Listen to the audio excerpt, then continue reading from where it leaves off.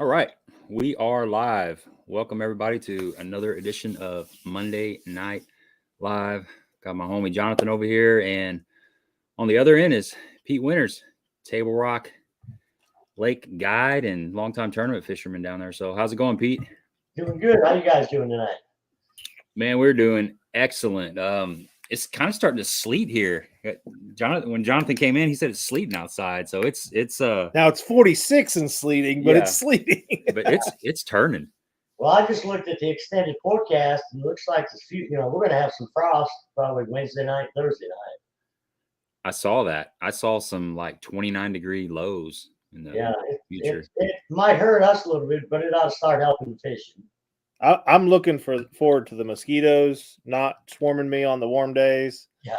And that's going to do is we fish grass lakes around here. So all that's going to do to our grass lakes is just make it even better. So we've been impatiently waiting for some cooler temperatures. Yeah. The only grass we've got around here is on Lake Taneycomo. Yeah. Yeah, I've heard some secrets about that grass down there recently. I don't know anything about it, I hear you, man. We'll keep it that way too. Yeah. Cody says it's currently 38 where he's at and in the 20s overnight. Man, it's coming for us. It's coming. It's not too far away. Where's he calling from? I'm not sure where Cody's from. I can't remember. Cody, where you at again? I should know. I mean, Cody's an awesome dude. I want to say he's in like Wisconsin or something. I should know. Sean says he loves going to Tablerock. I do too, man. I had a lot of fun down there this spring when they were up there shallow and they were easy to catch and they were biting.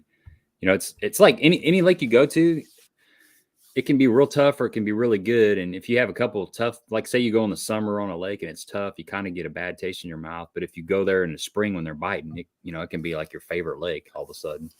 Tablerock can be a really intimidating lake, especially for guys that are used to shallow water fisheries. You got to be pretty versatile here. Different times of the year, you got to back out there deeper, catching suspended and, vertical fishing. Just got to do a lot of different things. But the amount of fish we've got in here is phenomenal. You wouldn't know that by the way the fish been biting the last month or so, but you've been here in the springtime. I mean, when we had them BFLs here earlier in the year, I think we have like 230 boats. Yeah. And I think each day there was like 200 limits on both sides. It was crazy, the amount of fish. That was a good tournament. I had a lot. Well, day one was good. Day two was horrible for me. We just fished completely different section of the lake on day two, but I caught enough fish to really kind of like that lake. And, it's like, we were down there for 2 days before the tournament. So starting to get a feel for it. And then if you fish like 4 or 5 days on a lake, you kind of start getting the feel for things. And after that tournament was over, I was ready to go back because I was just kind of felt like I was starting to figure out what to look for. We had a real good practice day on a jerkbait. I caught some pretty good fish on a jerkbait right up the James River, not too far past Ann's Creek. And it was fun just kind of fishing, kind of not really bluffs, but main lake stuff with standing timber, just working those jerkbaits through there. And it was a blast. I mean, I love catching them on jerkbait if I can. Well, that topwater bite was just starting to come on the weekend of that BFL because I waded a few fish on a topwater. But from then after that, the next couple of weeks was phenomenal. If our water stays clear and the lake level pretty consistent in May, when the fish get out there on post spawn, it's just unbelievable the fish you can catch on like wake baits or walking baits, flukes. They get out over that deep water, but they don't go deep. There'll still be some of them in the spawning coves, but they just kind of take the same route going back out that they came in. But the shad also start to spawn when that water reaches about 70 degrees. And it's a phenomenal topwater lake as well. Do you still throw the redfin? Oh yeah. Yeah. Yeah. Berkeley, I'm not sponsored by Berkeley or anything, but the red fin, was made by Cotton Cordell, and then we used to throw a jointed thunderstick made by Storm. And a lot of those we had to tweak them. We had to add a little weight to the red fin. About every 3 or 4 that you would buy, you would get one that would run right. You have to change the hooks and split rings. And then Berkeley came out with that surge shad, which I think they were paying attention to all the modifications that everybody was making. They've got a perfect bait, right out of the package. Spro's got one also. It's not a jointed one, but it's a straight one that works real well. Yeah, somebody was telling me about that surge shad. So you're the second person I've heard say that that's a good supplement to the old bait. Probably casts a little better too, I would imagine. Yeah, it does cast. The jointed one casts real well. I think that's a big key in this crystal clear water. The further away you can get from them, the better. And there's days that they want a walking bait too. It's just a lot of times it depends. When it's dead slick, the wake baits, slow presentation seem to work a little bit better. Give a little ripple or chop, and that's when a walking bait seems to do a little better. I think the fish can find the bait a little easier, and when it's real dead slick, I think the spook or the walking bait might be a little too much, where the red fin or the surge shad's a little bit more subtle. Well, I have to address something real quick, and Okay. I'll bring you into the loop on this.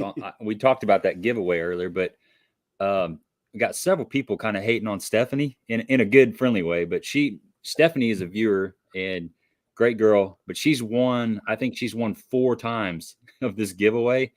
Somehow she always picks a number, so everybody's saying that they disconnected her internet, so she's not going to be able to play tonight. Now, does she have to get right on the number or just closest to it? She's got to nail it, and she usually does. Yeah, it's got to be dead on 4 times. Need to go to Vegas with her. That's what I was saying. Yeah, 1 in 200 hit it 4 times. That's pretty good. She's got something figured out. She has got something figured out. We got some good people on here tonight. Yeah. Got Brock on here, Phil's on here, Jay Beffa, Michael, Stephanie. I see Stephanie. She's lurking in the background waiting for her moment. Cody, William, good to see you on here again. Got Phil on here. Phil is let's see, where's Phil? I got lost here.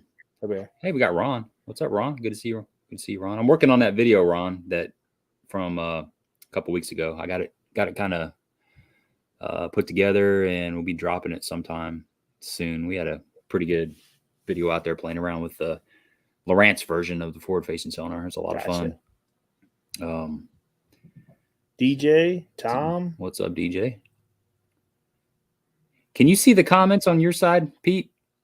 No. No. Okay. I didn't know if you could see the chat. It says private chat. Do I click on that? Try that and see what happens. As long as I don't shut you guys off here. No, I think you'll be okay. No, it's not doing anything. It's not doing anything. Okay. Well, it'll work. I usually throw the questions up anyway. So. Yeah. So here's a question from Brock for you right here. He says, "Can Pete give us some insight on how to catch early spring females in the middle and tops of the trees right before the spawn?" Yeah, I've got the comment there now. I just came across the screen. That's probably one of my favorite ways to fish. I've won a lot of money down there at that time of the year, and it's usually always on a jerkbait. It depends on the events. You can throw an A-rig, but I've had really good success on a jerkbait. I like a Spro mixed stick. I will throw Mega Bass some, but a lot of the key to it is getting the bait where to me anyways, where it sinks real slow. I don't, when I'm dead sticking the bait, I don't want it to rise at all. I don't want it to fall real fast, but I want it to sink. If I'm letting it soak above a tree, like I say, I don't want any rise to it. I feel it would come up too high in the water column. If anything, I like to let it sink. And usually when I jerk that bait, I like to jerk it on a semi-slack line. And what that does, it's kind of like a walking bait, like when you're doing a spook. If you jerk it on a slack line, she'll go left, then she'll go right. And that's the same way with the jerkbait. If you watch that jerkbait under the water, if you leave yourself a little bit of slack, twitch, and then just let it sit there. And then the next time you go to twitch, you got a little bit of slack again, it'll dart back the other way. And a lot of times that's when you get your bites, just right after you twitch it, or when you go to twitch, you'll already be loaded up. What modifications do you do to that jerkbait to get it to slow sink? I used to use like the suspended dots and the lead strips, but when you're out there in the cold, that stuff doesn't hardly stick on a cold bait. So Right. I think it's like 0.35 solder, and I wrap it on the shank of the hook, or I'll go an oversized hook too. If I can put one like a number 4 hook on and get by with that, that'll work good too. But sometimes the bigger hook will be too much. But what's good about the lead, I put it through the eye of the hook, wrap it around, and leave it long. Drop the bait in the water, and you can pinch it off with your fingernail till you get just the right amount of fall that you want. Then I take and wrap the excess up around the hook. You know, I try to keep it up away from the trebles, just from the eye of the hook down to the shank. Now you're doing that on the first hook from the bill. Yeah, you know, see, it all depends. The older baits used to be easy to weight because they didn't have any casting chambers in them, like the old rogues, you know. But now with these new casting chambers, like the Mega Bass and the Scro, if the weight is up the front, a lot of times the bait is nose heavy. If it's in the tail of the bait, it's tail heavy. But I like the bait to set as neutral or, you know, flat as I can. If anything, I want the tail down so that when I twitch the bait, it'll automatically pull the bait, the nose of it down. Then when I'm setting there, hopefully the nose rises back up. You know, but a lot of it, you can't control that because of the casting chamber that's inside. It depends, you know, where the tungsten weight is in the bait. So you like it sitting tail down sometimes? Just a little bit, so that when I twitch it, the nose will come down. Yeah. Then a lot of times we'll let it set 10, 15, sometimes 20 seconds between pauses. We'll let it soak in. You know, the live scope, the Garmin live scope has been such a big player and change. Now, used to be we fished every tree and just let it soak. Now you just shoot your live scope over there, and if there ain't no fish coming up out of that tree, there's no sense letting it soak. You know, we reel up and make enough cast. But a lot of times with that live scope now, you can see the reaction of the fish. I mean, he may be sitting right underneath it. You just twitch it once, and all of a sudden they'll dart up for it. And it's pretty awesome watching that live scope, but it's changed the way we fish quite a bit. So the first time I saw live scope really used in a tournament, I'd crappie fish, just fun fishing with it. But it was when I jumped in the boat with you in the BFL down there. I was a co-angler, and I drew Pete, and I got to see him fishing treetops with an A-rig on live scope. I mean, I was from the back of the boat, but I got to see it happen. And every time, I think every fish you caught, you saw, or most of them, you saw them come up out of the, you know, standing timber and grab that A-rig. Now that's something that, how long did it take you to get really dialed in on that? Was it something that first couple times you went out, you got the hang of it, or has it just been? No, it's, you know, I've had it since they first come out with the Panoptic. And I mean, I learned something every day. You know, a lot of times, like when I fish with my buddy Brian Snowden, or I fish with somebody else, you learn something from them that they've picked up on it. But it's kind of a pretty good little learning curve. You know, you've got real good visibility surface to bottom, but it's a real narrow band. So it's kind of tricky to keep your bait in the cone where you can see it. Now, one thing that I've gone to is a LMS mount, the live scope mount. Some companies call them a turret, but I've got a deal off the side of my trolling motor that my transducer is mounted on, my live scope transducer, and I have a separate control panel for that. So if I'm in like spot lock, you know, when you're in spot lock, the trolling motor's going left, right, every which way, and if your transducer's on there, you can never keep a visual on what you're trying to fish. With this live scope mount, I can, anchor down and then just tweak that live scope to the left or to the right to keep my bait in view or the brush pile, whatever I'm casting to. The thing I found with the live scope, you don't hardly make any unproductive casts. Like before, we had waypoints maybe on the brush or the trees, but sometimes you'd have to make 5 or 10 casts, line up with something on the bank, and all of a sudden, there's the brush, there it is. Well, now you don't even hardly make a cast. So there's the brush. You cast out there and line it up. Here goes my jig, down in the deal. So it's, I kind of felt bad for you that day that you were fishing with me. Live scope is great for one person, but even if you're in a team deal, it's hard to keep 2 people's baits in view where you can see them. And, I was whacking them that day, and I would tell you now, cast out this way, but you couldn't see the brush or your bait. And 90% of the time you were getting hung up in it where I was throwing that A-rig with open hooks. I could keep an eye on my bait and keep it, just right over the treetops or the brush pile. Yeah, I think I lost 3 A-rigs that day, and I decided to go to an underspin after that because they're a lot less expensive. Yeah, and like I said, even if you're fun fishing with 2 of you, it's kind of hard to keep both baits in the cone at the same time. Just kind of can get this guy lined up and say, okay, start reeling now, then you can scoot it over and watch yours. But that particular tournament that we fished, I think we we took 2nd place the weekend before in Anglers in Action. And, we caught a lot of fish on an A-rig, but 3 of the 5 that we weighed all came on a jerkbait. Our bigger ones, we caught more nimbers on the A-rig. What was weird that day you and I fished, the first place we went to, all I was catching was Kentuckies, where 5 days prior to, or the weekend before, everything was largemouth. So I think the first limit I had with you was all spots, Yeah, it was. So I don't know why that changes sometimes. The weekend before, they were all largemouths. There was no spots there, So we just kind of started running around, hitting isolated brush piles, treetops, looking for the bigger bites. Yeah, you had the energy of a 25-year-old too. that's Mountain Dew. You were moving and grooving, man. You were moving and grooving.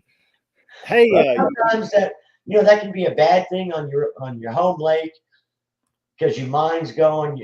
Especially where I had a limit early, it was probably kind of a bad deal for you because instead of staying there where we could have kept catching Kentuckies, the first 2 or 3 spots we fished was all keeper Kentuckies, and I'm thinking, I've already got 5.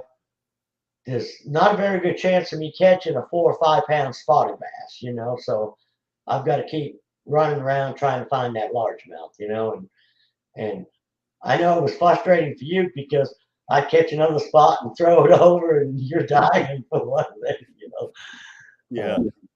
It's tough in the back of the boat when you're well, it is. And it's kind of tough on us a lot of times on the pro side to just not sit there. If I'd had a 18, 20 pound bag, I'd have sat there, made sure you got your 5, but I'm not being stingy. But when you're up on the front of the boat, we're fishing to win. So you got to do whatever you think you got to do to win. And I used to fish the co-angler side. That's where I got started out in Central Pro-Am years ago. And, I was ready to make the move for several different reasons. Sometimes that, but a lot of times I may not agree with where my pro had chose to fish. So I felt instead of complaining about it, you just got to ante up and get to the front of the boat. At least if I was going to make the wrong decisions, I wanted to make them on my own. That's kind of what it came down to. If I was not going to catch fish, I wanted to do it, my way, and I think when a guy starts second, if you're fishing the co-angler side, you're second guessing what your pros are doing all the time. It's time to move up front, and I know a lot of times because of work situations, people can't, they can't get the time off to get down and practice. the way all these guys are so tough, especially these younger guys. I mean, they're so good with the electronics. You've got to put your time in to compete in these local events.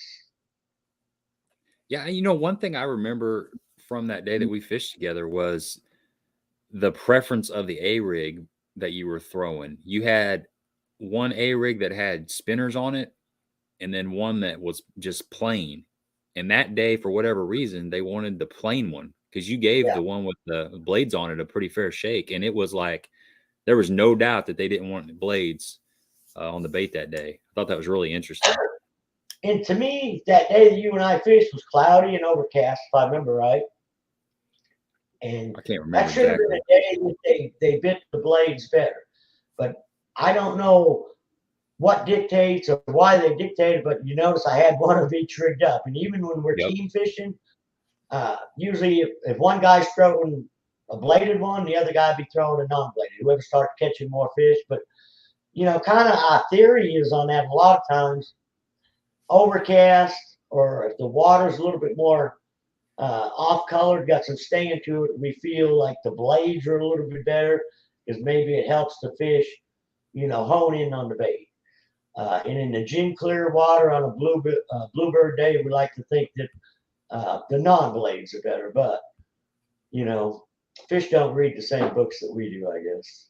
That's right. They don't read those old Bassmasters like we do. No, they don't. Hey, Pete, you've been down the lake for 30 plus years, and you guys talk about the spots that you guys caught in that BFL. What's the largest stringer of spots that you've seen come out of the lake or that you've caught? The smallmouths, I know I've had a 21-pound stringer on all smallmouths one time. Probably the biggest stringer of spots I've caught been about 18. I've only seen a few over 5 pounds on the spots. And that was actually quite some time ago.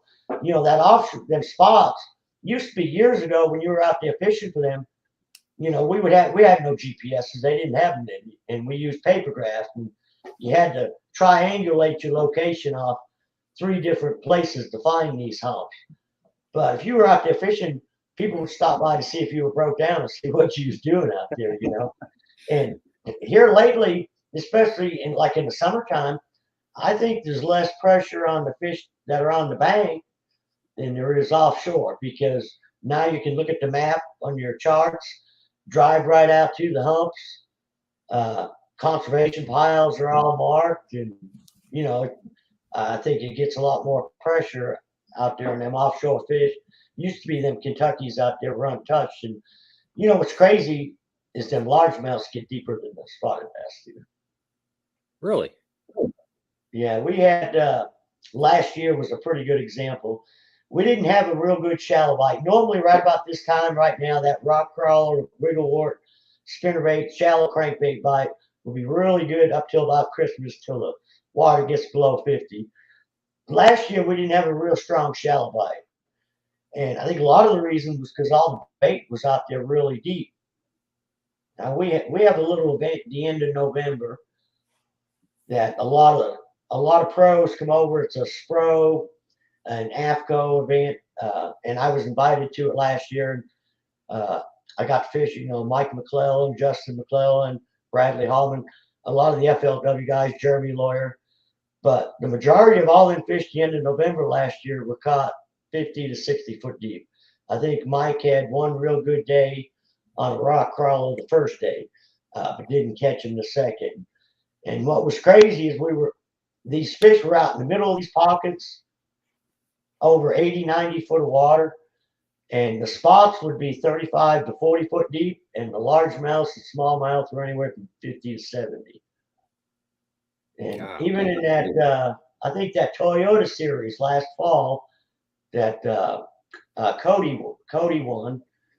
He won it out there over 80, Cody helped, 80, 100 foot of water, catching some of his fish as deep as 70 foot.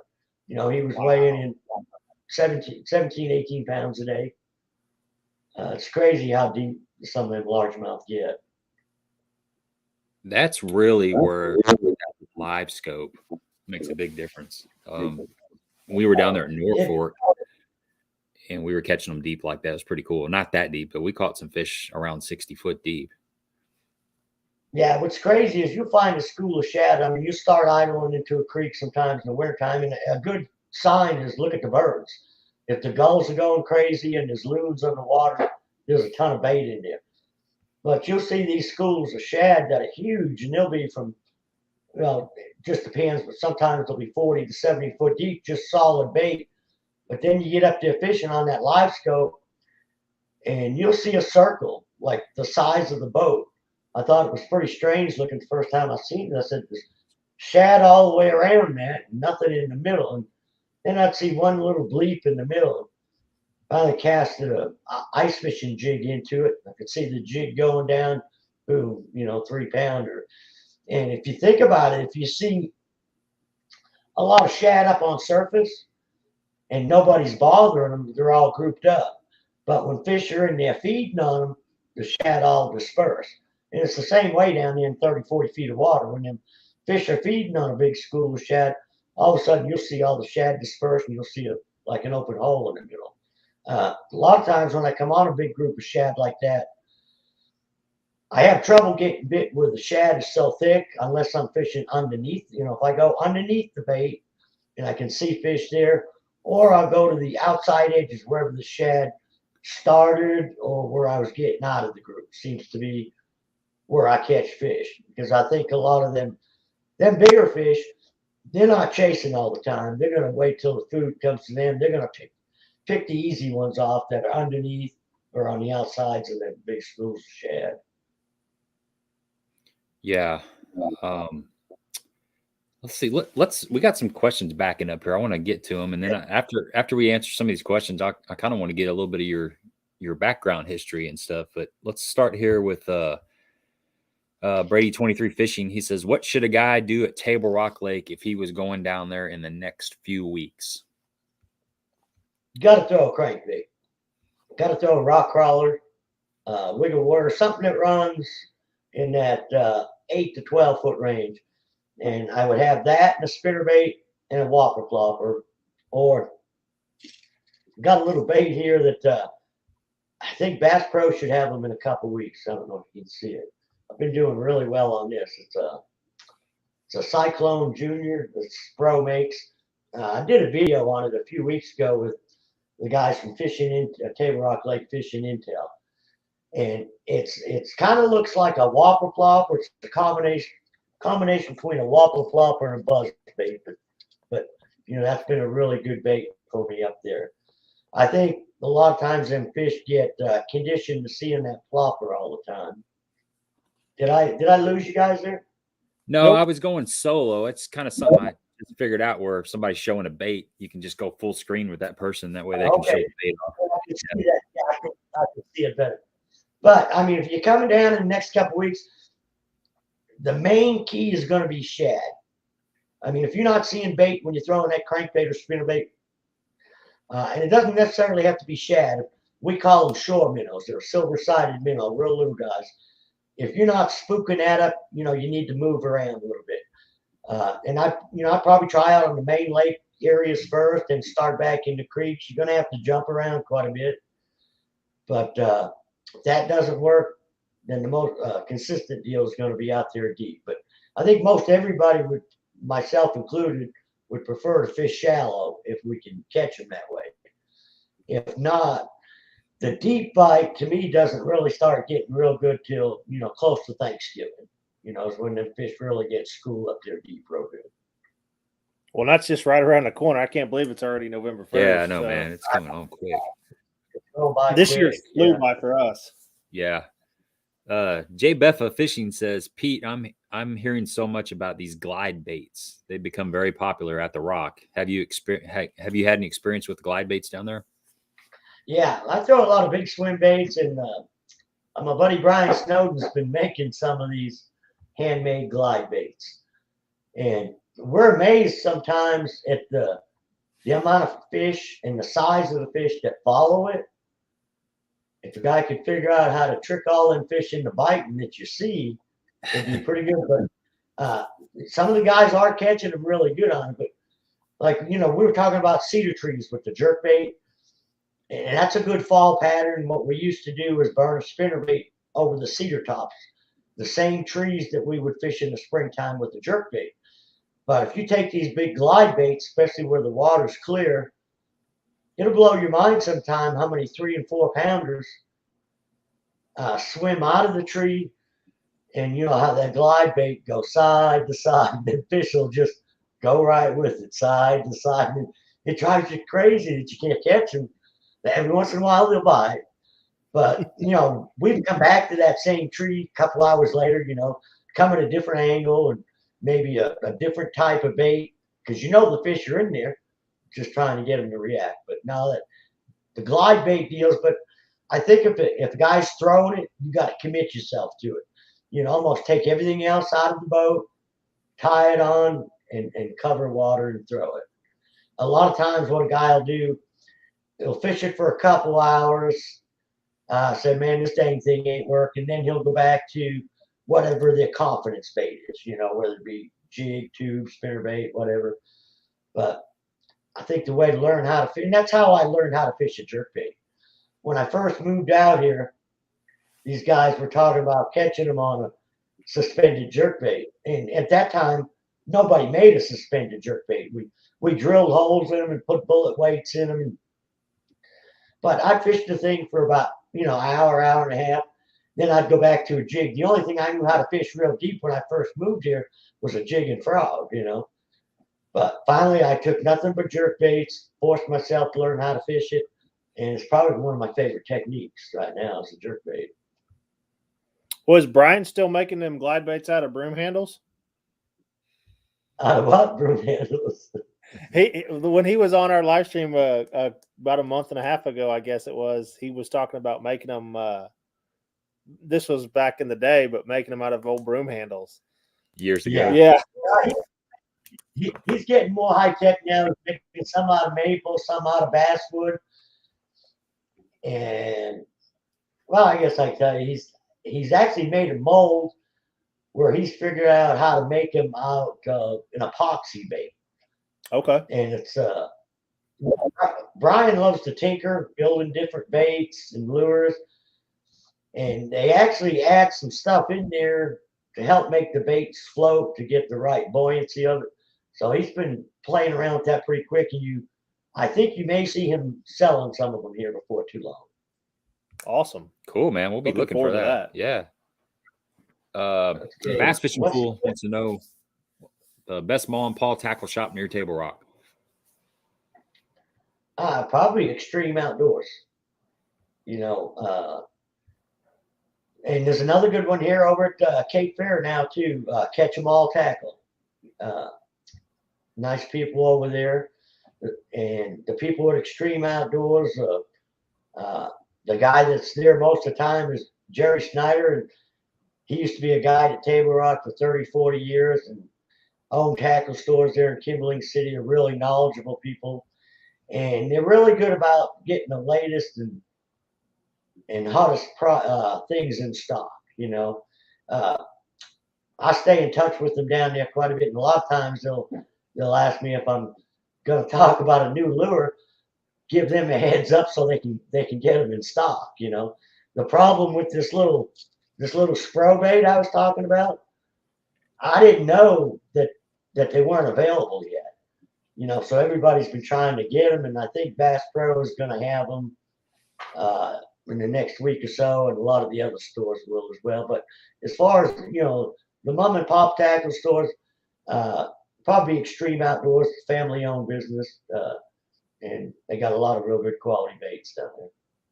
I tell you, one place I was kind of impressed with is we go down there. We stay at Mill Creek, and we stop in at the Harder House there in Cumberland City to get our groceries before we head across the bridge. And they've got tackle in that little grocery store there. I mean, they had 5 fish lures in there. They had some jigs and some Ned heads in there, and they had just a little selection. They didn't have a lot, but they had everything they had was pretty good stuff that you would use out in the lake. So I thought that was pretty cool. You just hit it on the head right there. They don't have a lot, but everything they got is good. And I probably get myself in trouble by naming one tackle store over the other. But the Heart House and Shell Knob, Berryville, and Kimberling City. I mean, they've got the War Eagle spinnerbaits. They got the Whopper ploppers. They got the stuff that we're using down there. They don't have a lot of the junk stuff to fill space. They got the product that a guy needs. They got, like I said, they got 5 fish lures, the net heads, and Jerry Hunley down there that runs that at Kimberling City does. Jerry's a real avid fisherman. He keeps everything stocked up real good. Keeps in tune with what's going on in the area. Keeps those baits in there. Those are good tackle stores, but I can't get in as much trouble in those kind of tackle stores as I can the other ones. You can still spend $100 in there. I like a selection. I try to stay out of them because I cannot need anything, and I'll still drop $100 in a heartbeat. I mean, yeah. Like I'll buy a couple of them mega drafts, and that 8-inch one is like $25, $26. And I've been catching a few fish on the 6-inch and the 8-inch mega draft, but it's kind of like that glide bait. You got to throw it and throw it. It's a big soft swim bait with treble hook. It's not real good for fishing, for letting it drop down, fishing in the trees, but it's a good bait to fish shallow. It's hard to throw especially a bait over trees. Yeah. Especially once you start seeing the gizzard shad, which I haven't really seen them yet, but you see it happen up at Lake of the Ozarks. Hopefully I'll see it at Grand this weekend, but when you start seeing them, the big gizzard shad up there on them rocks, I don't know whether they're feeding off that algae and stuff that's on there, but when you start seeing them up on the bank, that's when a guy needs to be throwing that, the big swim bait or the glide bait, big spinner bait. So it's kind of how the Whopper plopper is. You got to kind of keep that in your hand and commit to it all day. We fish a lot of grass over here, and that's how frog fishing is too. A lot of times you got to keep after it with that frog and just keep covering water, or toad or something. There's certain baits that you have to fish for a long time and just kind of have confidence in it and just keep going and know that it's going to happen or it's not. And that's just, you're kind of married to that bait for the day. And it may be the greatest day of your life, or you may not, you may get a bunch of blow-ups and come home with nothing. But that was the weekend for me in a nutshell. Yeah. So we went, Dad and I went on that. Saturday, and I caught 2 fish on a frog, and that was it. And I threw that thing for 5.5, 6 hours, and just knew. A lot of that is confidence. Like there's a lot of dock talk. You might go down there and everybody's catching them on they'll say we're catching them on a jerkbait. And if you're not comfortable throwing it, you don't have a ton of confidence in it. The same fish can be caught several different ways. I think a lot of times people try to fish like Joe is over here. I think if they'll just fish what they feel their strengths are, a lot of times you're better off. You're more comfortable. I see there's a guy, John. Should I answer his question here? Sure, go ahead. Okay. I don't know what's so special about this. The Stone Cold Wiggle. It's not a wiggle wart color. It's a Spro rock crawler color. But Brian Snowden and I were out playing last fall, and he had one of them. And he was in the back of the boat, and we were up in Big Creek, and we're catching him, or he was catching him pretty good on that, real good on that Stone Cold rock crawler, 55. So I said, he felt bad for me. He said he cut it off, gave it to me. So I was up on the front of the boat. I started catching him, and he didn't catch anymore. So then I went to the back of the boat with the Stone Cold and let him have the front of the boat, and I was catching him. I think there's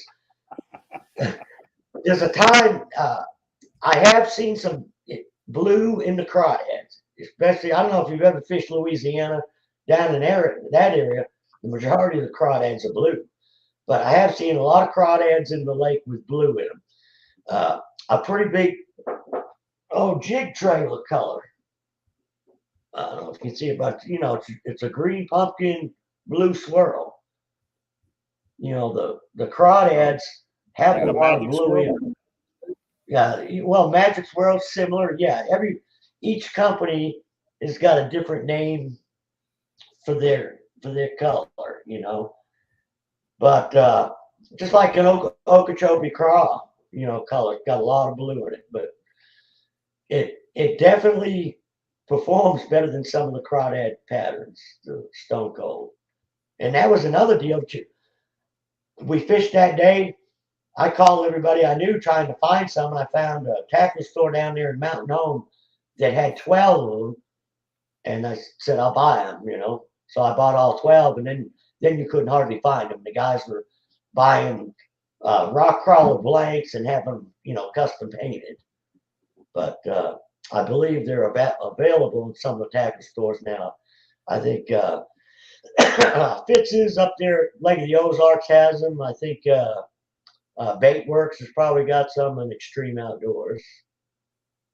That was kind of like that fire crawl chatterbait craze that was going on was it this spring or was it last spring? I think it was last 2 or 3 springs. Yeah, or you couldn't find one when it hit. You can go to just so you know, you go to any tackle store right now and find a whole pile of them. If you want to make some money this spring, because I guarantee people will be looking for that. Yeah, come March, you're not going to be able to find them at all. Yeah, it's kind of crazy how a bait gets real hot like that, you know. And I mean, it's not something that we heard from somebody else. He had a guy tell him he needed to try this bait, you know. And that day that we was fishing, he was kicking my butt out of the back. He gave me the bait, so it wasn't the way he was fishing it or anything. It was definitely the bait, and we found that true pretty much throughout the wintertime. We would mix it up with other colors, but that was probably a predominant one, you know. But a lot of times too, when you're throwing a certain bait, 80-90% of the time, you hate to lay it down. Well, naturally, you're going to catch 89% of your fish on that bait. So I think a lot of times you're not giving the other colors a fair shot either, you know. That's kind of like that's a good point. That's a really good point. You know, we talked about that last week a little bit about, you know, when's the best time to try a new bait. It's when you're catching fish, not when you're out there, you know, struggling. Exactly. You don't try new techniques when you're struggling. You try new techniques when you're catching them, so you can get what Pete was talking about earlier, that confidence in that bait. That goes a long way. I mean, if you got confidence in something, you're going to throw that over anything. And if you're out there and they're biting one color, you already figured it out. You know, why would you change unless you're just wanting to experiment, you know, and try different colors? But you're not going to give it much time because you're going to pick up the one that they're biting, you know. It's just the way it is. I like jerking on them too much. JB, I think you hit it on the head there, because I'll find when I want to play with something new, especially guiding. You know, when I find I'll fish pretty hard till we figure out what the fish want. And I have a hard time just standing there and not doing anything. So I'll pick up something completely opposite or try to find another bait that the fish will bite, especially like you said, when you've got fish that are biting, that is the perfect time to try different colors or different bait. Because if the fish aren't biting, it's not telling you anything. So, you know, fish with your confidence bait till you get them going. But then you want to try another one, see if the fish are maybe going to get a little bigger on this other bait or this other color. You know, and I've done that in the post spawn, right when they first move out to some of the deep haunts around here. And for me, a lot of times, you know, maybe color, but it's also a lot of times presentation. You know, I was catching them, it's been a handful of years ago, but I was catching them really well out deep on a couple humps. I was making a rotation through about 3 or 4 of them, and every time I'd stop, I'd catch them, but I was catching a lot of 14 to 16, 17-inch fish, which are quality fish, but unfortunately, the lake that we fish, that's the slot limit. Anything in that slot, we got a 14, 18 slot. Yeah, we have to turn loose. Well, I was throwing a big football jig, and I started stroking the football jig, and I was catching 3 to 5 pounders stroking it, where they were just setting up a little bit higher than the rest of the fish, and they were looking for that easy meal that was up ahead of them. They didn't have to fight through all the little ones to get that meal. So it was just a presentation deal. So not only sometimes is it good to change your bait when they're biting, but change how you're fishing said bait. Mm-hmm. Where either you're burning a spinner bait or you're slowing it down. So a really good signal to that bait, that jig you just talking about, stroking it. I've had it happen several times. You miss a fish, swing on them, Then you say, oh, dang, and you drop the pole. Then he comes back and tries to take the rod out of your hand. Well, I've had that happen several times. Then we'll start popping that jig off bottom. It's just, for some reason, they want it a little different that day. You know, with, like you said, whether you're pulling it up in front of their eyes or it's the reaction of the crawdad trying to get away. It never hurts to try the different presentation on the same old bait, you know. Well, the big thing there, what you just said, Pete, is you got to listen to them. They can talk real loud sometimes, but sometimes we don't listen to what they say. The hard deal is when they don't talk to you. You know, when you don't get a bite, they don't give you any signals. That's know? Right. That's right. No, you're exactly right. You know, a guy catches one fish doing a certain thing, a certain depth, you don't think too much about it. But then you catch another one, kind of doing everything the same way. Now you're getting on to something, you know, try to, how deep was your bait? How was you working it when you got that bite? There's a lot of things, especially on a crankbait. I used to think a crankbait was an idiot bait. You just cast it out there and reel it in. But there is so much finessing to a crankbait, or you guys were talking about a chatterbait. You know, I'm finally just now learning how to, or what I feel, learn how to fish a chatterbait right. There's a lot of technique in that, and, you know, changing the presentation, knowing what the lure is doing. And you just got to be paying attention to when you got them bites of what you were doing to make that fish react in the bite and the lure. We got to stop talking about chatterbait fishing because that's just that prolonged. That's the next step after, you know, for me after winter. So, you know, I made myself get online this winter, and I read a lot of stuff in Wired to Fish and different techniques of how guys were fishing chatterbait. And man, I caught a lot of fish this spring on a chatterbait where normally I'd have been throwing crankbaits, you know. Right. It's kind of opened my eyes up to some things. But one thing I do not like about a chatterbait, they're terrible around wood. Yes, they are. Or, I mean, if you're not moving it, if you pause it or hesitate it, it seems like the baits, they roll over, and, you know, on laydowns and around some brush. But on the rock, they're awesome. You know, I mean, they're even better around grass. Around grass, yeah. See, and that was my deal with them for a long time. And the same with rattle traps. I thought, oh, they're grass lake fish, you know. But I've drawn out with anglers from Texas that'll be here in the springtime when we're throwing wiggle warts and rock crawlers, and they're whacking them behind me on a rattle trap, you know. So kind of opens your eyes up to things. You know, a bass is a bass, you know. Well, you know, we talked about jerkbaits a while ago. A lot of that's even jerkbaits are a 365-day a year bait. Mm-hmm. They don't just eat shad in the fall and the winter and into early spring. They eat shad all year, and that's just a shad presentation. You can catch them any time of the year. Doesn't matter what the water temperature is. It's not a water temperature driven, but it's just a slower bait that we associate. And we fish them all winter long, right, and we're tired of fishing them. It's getting warm. You know, an old guide, old Sonny Chapin, guy that started Chompers, told me years ago that fish don't stop biting a jerkbait. Fishermen just stop throwing it. That's good. You know, what he says he would do is he would go to a floater and, you know, just work it down a couple feet below the surface. And when there was schooling fish that wouldn't connect up with a surface lure, that's where he'd pick up like a long A or a floating jerkbait and just rip it through, you know, them same areas and catch fish. But yeah, you're right though. As far as we're ready to hang it up come April, we've been jerking so long, you know. Yeah, your forearms got a good workout in. You're just ready to reel something. You're looking like Popeye, you know.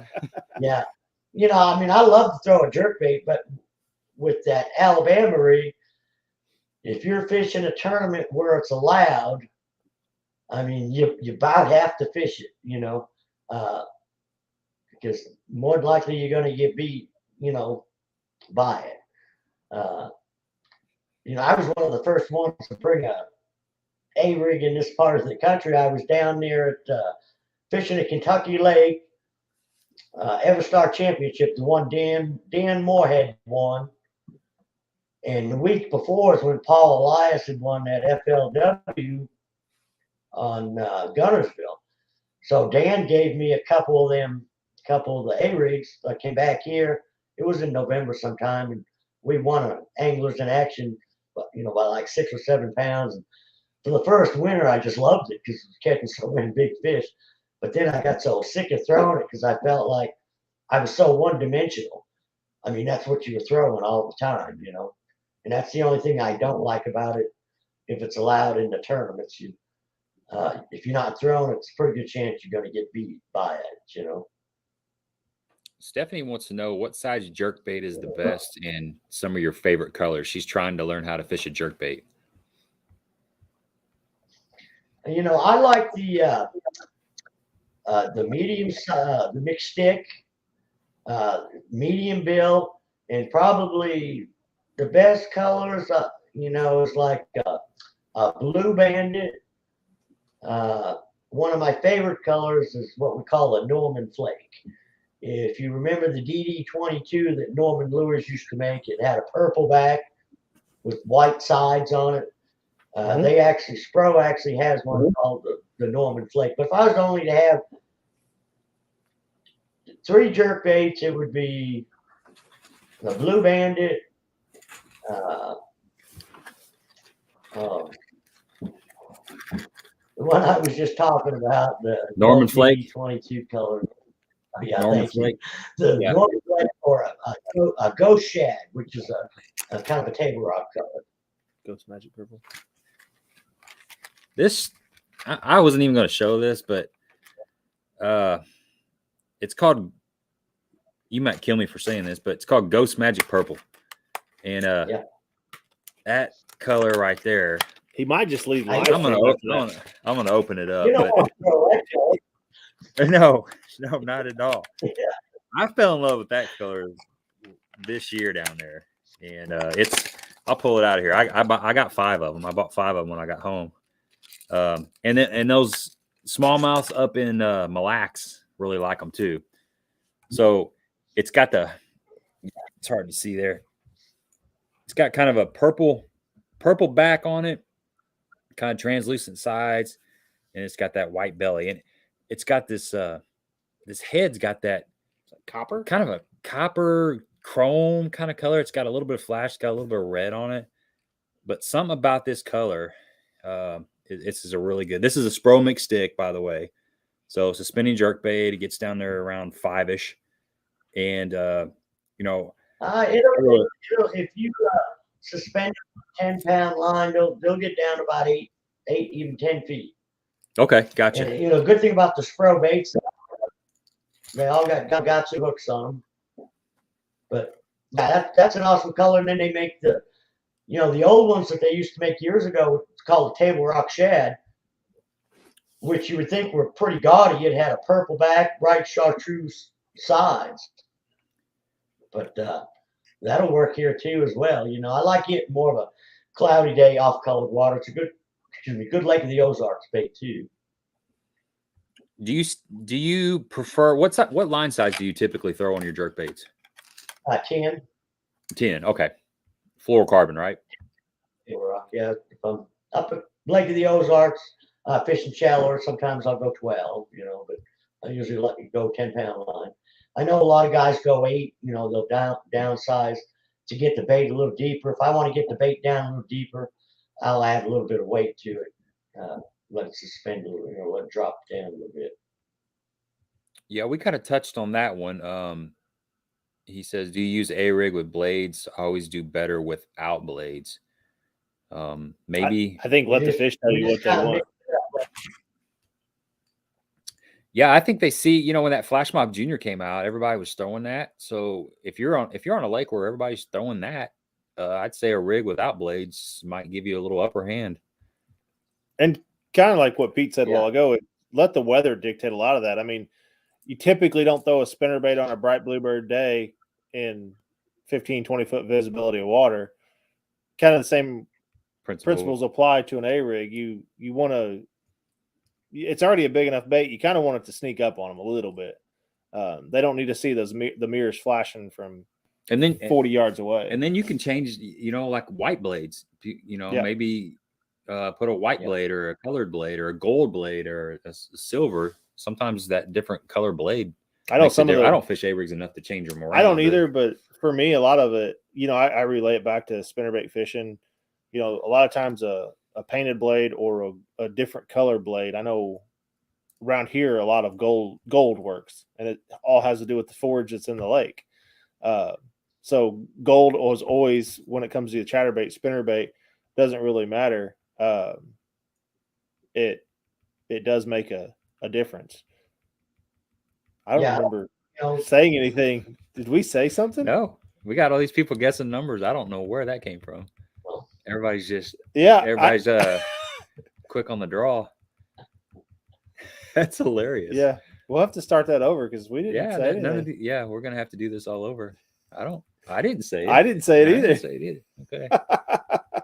That's hilarious. That's the first time that's ever happened. They started guessing for a giveaway, and I don't remember saying anything about you know who. Now all our comments are gone. Like all our questions are gone because they're filled up with numbers. So stop guessing numbers if you're out there. We're going to do a giveaway, but we didn't do it yet. Yeah. We didn't do it yet. So if you had any questions that we didn't answer, get them back on here. For sure. Because that pretty much wiped out all of our questions that were on there. It only lets us scroll back so far, Pete. Once you got a bunch of comments on there, it kind of pushes the old comments off the feed. So well, somebody said that was their favorite color. So that's a good color. And you just told me about this one a couple. Yeah, I lost. So I had bought two of those. That purple, what's it called? Ghost Magic Purple. I bought two of those this spring for Tablerock, and I did really well. So when I went to Mille Lacs, I took them up there, and I lost one on about a 4.5 pound smallmouth. He jumped and broke me on the jump, and then I lost another one on a muskie. So as soon as I got back to Missouri, I ordered 5 or 6 of them because I got a lot of confidence in them. James has got a question for you, Pete. Do you still ever throw a smoked grub? And he's shaking his head. Yeah. So we fish them quite a bit. I throw a smoked grub and a watermelon grub quite a little bit. You know, it seemed like we stopped throwing a lot of them with all these little 2.8 swim baits, and we've gotten away from the grub. But I'll even use the 5-inch grubs as my dummy baits on an A-rig a lot of times. But yeah, I still throw a single tail grub a bunch. What I like about that single tail grub, I can cast it, fish it whatever depth I want. If I'm deep fishing, I can drop it straight down and vertical fishing as well. But I usually throw it on a 1/4 ounce head. A lot of times I'll throw them. I don't have one here, but we've got little 5-fish lures, ultimate Ned jig head. And if I'm throwing like a 3 or 4-inch bait, I'll throw it on that little 3/16 or 1/4 ounce Ned head there. But that little 4-inch grub, if there's probably one bait I had to fish with, it'd probably be that or a jig. You know, that little grub, you can fish it on the surface down to 50, 60 foot, however deep, you want to fish it. Yeah, Darius, we're with you. I don't know where that started at, but we didn't say the secret word, but it's coming. Yeah. Guys are jumping the gun tonight. Whitewell Fishing, good to see you on here. He said he enjoyed the care package that he got, digging the baits. It's awesome. We're gonna send out some more here before too long. Let's see if we got any more questions here. So I wanted to ask you, like, some of your backstory. I don't know your history. I know you were talking to Jonathan before we went live, and you haven't always lived at Tablerock. So what's some the backstory on Pete? Now, I grew up in Massachusetts and grew up on the lake. And there we had all natural lakes, all real shallow, spring fed. I think when I was 18, I ended up in Colorado. See, that would have been in, oh goodness, give away my age here now. But that was like. It was a while ago. Yeah, a while ago, 71 and 72. I was actually traveling cross country. My wife and I was my girlfriend at the time. But if you live in the East Coast, you got to go to the West Coast. So we had an old Ford van, and we would look on a map, and we would go to whatever big lake or river. We'd go camp there. We were on the road for like 3 months, going from lake to lake, river to river. Stopped in Colorado to work so I could keep traveling. Ended up going to work on an oil rig. 2 years later, I started a oil field service company, sold it in 86 and moved here. And when I moved out here, I got to building houses with these guys, and everybody that I was working with was either a fishing guide or a tournament fisherman. And the main reason I moved to Missouri was because of the lakes. You know, I came to Bass Pro Shop. I think it was the only store they had at the time, because I'd always ordered stuff from there. So I wanted to check out this place I've been spending all my money. So we went up to Stockton Lake and fished, and went to come down here to Tablerock, and just absolutely loved it down here. And bought a house and moved down here, started banging nails. And several years later, some of the guys got me to doing guiding part-time, and you know, went and started doing that full-time in tournament fishing. Okay, That's awesome. yeah, that's good. It's That beats banging nails for sure, man. That's a young man's job. Yeah, I love it when I'm out there fishing. I hear the skill saws going and the guys banging nails, you know. Yeah. But there's a lot of times when you're out there fishing that, at least at the end of the day when you're building, you could look back and see what you accomplished. There's a lot of times you can fish for 8 or 9 hours, and you know less at the end of the day than when you went out there, because when you went out there, you thought you knew something about, you know, you had a game plan of what to do, and the fish showed you otherwise. How right you are. That's so true, dude. That's true right there, man. Oh, I'm glad that's not just me. It happens to. No, unfortunately, as long as you keep fishing, it's going to happen to you again. Too. Oh man.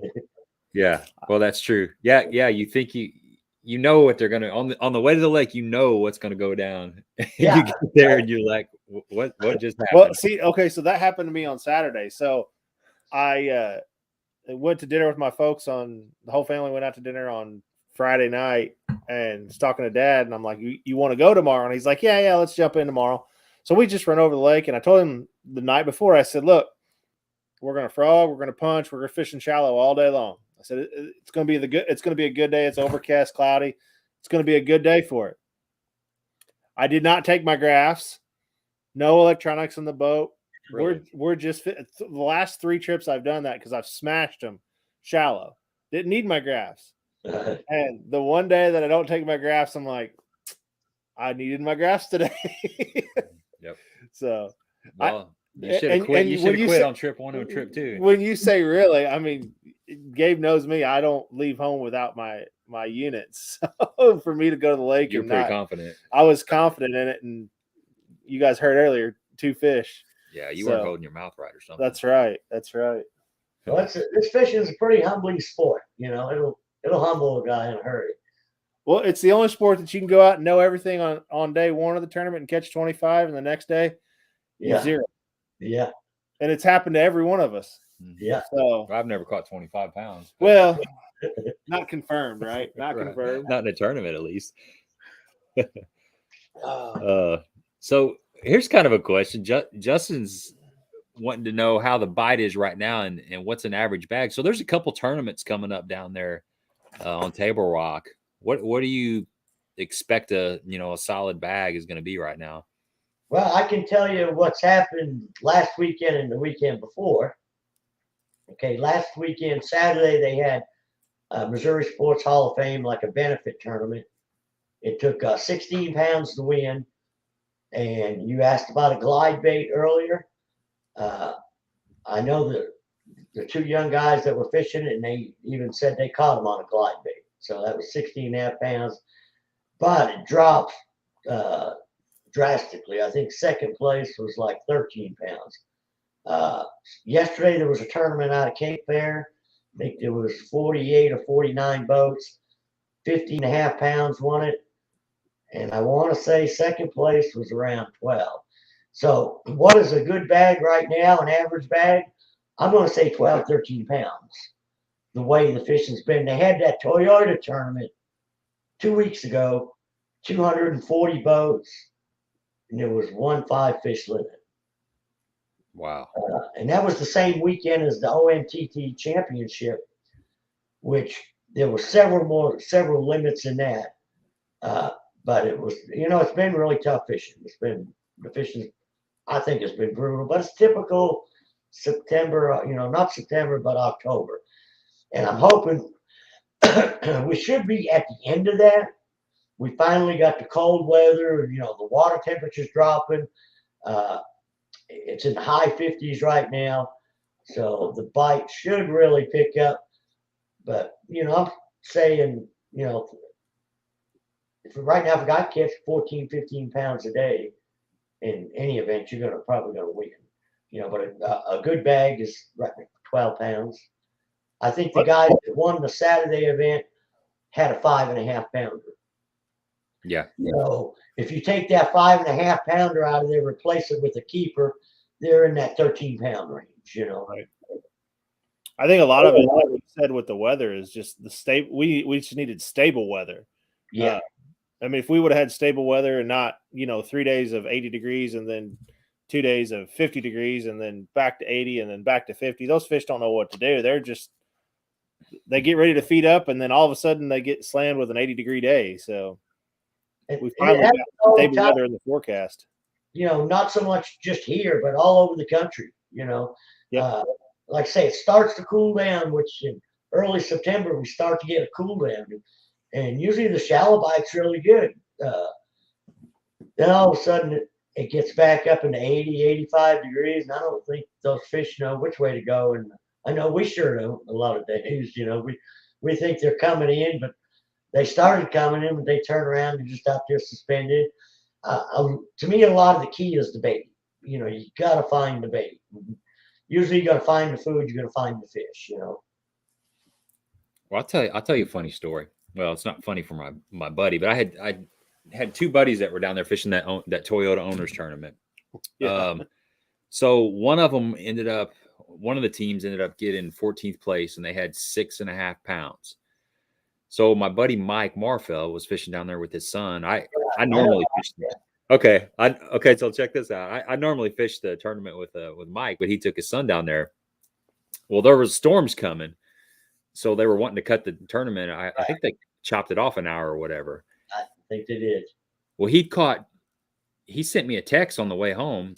He said he had caught a 4 and a 3-pound smallmouth. They weighed him on their scale during the tournament. He had 7.3 was what they weighed.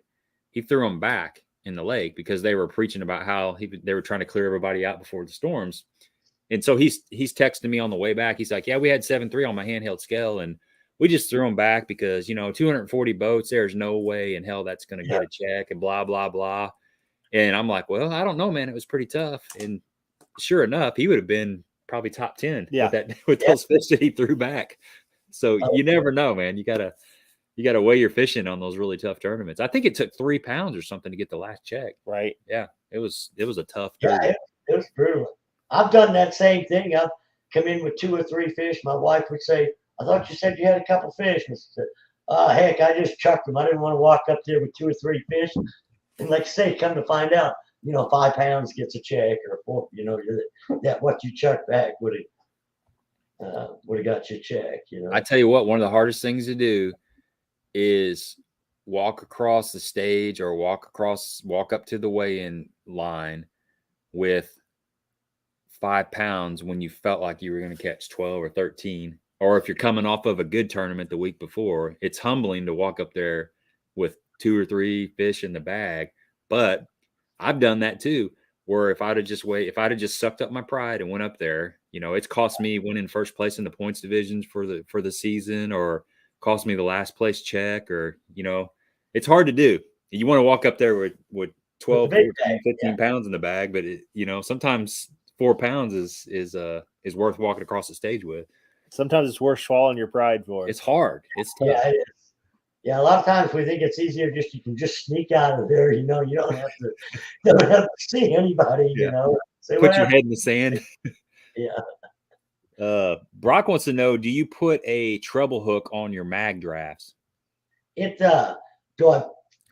comes with a treble hook, but do I put an additional one on there, or as a trailer? Yeah, like a stinger hook or something. Maybe get it back closer to the tail. I've tried it a little bit because there's been times I felt like I was getting short strikes, and I've used a little stinger hook that owner makes. It's got a little harness on it. I'll put it up on the eye of the main treble and then stick it back behind the big treble. And I found that, it got me stuck a little bit more. I've come to the conclusion that when them bigger fish want to eat it, they eat it. I didn't feel like I was getting any more fish in the boat with the stinger hook on it, so I stopped using it. Gotcha. Eric's got a question, and before we address the question, so Eric and Jay are with Hawgz Custom Baits, and I just want to make an announcement. They've been working really hard on getting their online store up and running, and with the help of Rob, they finally got it up and running. So if anybody's interested in going and checking out Hawgz Custom Baits online, they do have their store, and it looks pretty sweet. I was on there last night checking it out. Yeah, I've seen it. It's awesome. They got a lot of good stuff out there. I've been using a lot of their stuff, and it's pretty good quality stuff. So Eric says, Pete, what's up with the point outside of Kings Cove and Big Ants? We watch you fish it quite often from the back deck. Well, you know where that point is, because when you fished that BFL with me, that was probably the first or second place we hit. Yeah, I remember that point. Tell them there's a brush pile out there. There's a couple pieces of wood laying around out there. I'm picking up what y'all are putting down. Stop talking about it. Yeah. Actually, it's one of the conservation piles. It's a rock pile. Greg says Allegheny Bone is a good color on Tablerock or Lake of the Ozarks on the Vision 110s. Bass Fishing Fool says Pete's go-to color on his jig and the size of the jig. Okay. It's going to be a Magic Craw.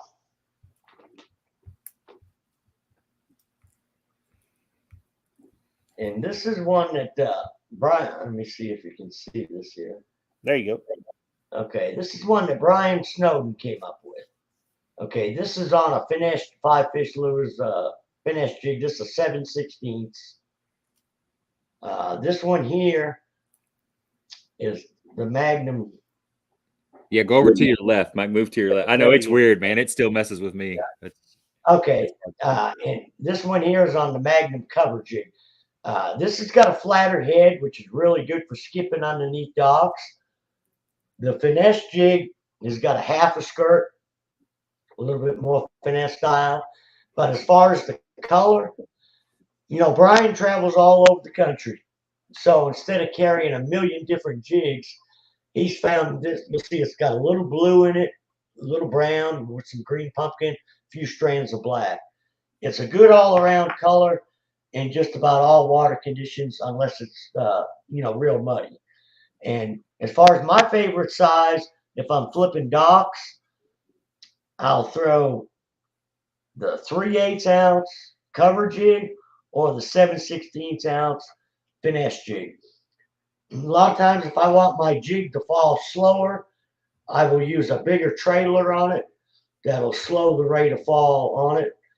Normally, if I'm using a finesse bait, I'll use like a smaller craw, like a critter craw, or this is a baby rage craw, or a big bite college junior craw. Now, the little bit bigger jig, I'll throw like a chunk on it. Here's one here with like a rage chunk on it. And, the rage chunk, anything that grabs more water in the bigger trailer is going to slow the rate of fall. And how I want it to fall depends on whether I feel the fish are biting it as it's dropping in the dock or once it's on bottom. If the fish are suspended more around the styrofoam, I want something with a lot of leg action to get the fish's attention. If they're down on the bottom, I'm going to want more like a crawdad style, more like the critter craw, or something that's going to look a little bit more like a crawdad instead of a shad. And the good thing about this Magic Craw color with that blue in it it's got a lot of flash in it in the clear water. Gotcha. And guys, a lot of times, I was just going to give your channel a plug real quick. If you guys are out there and if you're not aware of Pete's YouTube channel, he's got a really good YouTube channel. He gives weekly updates on Tablerock, and he breaks this stuff down in his garage. You can get a lot better, picture of the jigs and stuff that he's holding up. A lot of times on a jig, it's, we were talking about it earlier. You got to let the fish tell you. A lot of these fish that have been catching in the past few weeks around these docks have been dirt shallow, like how you fish them at Lake of the Ozarks. They've been underneath the walkways, underneath the styrofoam on the walkways, and maybe in the first slip in that 8 to 10 foot range. Some days you can actually see them.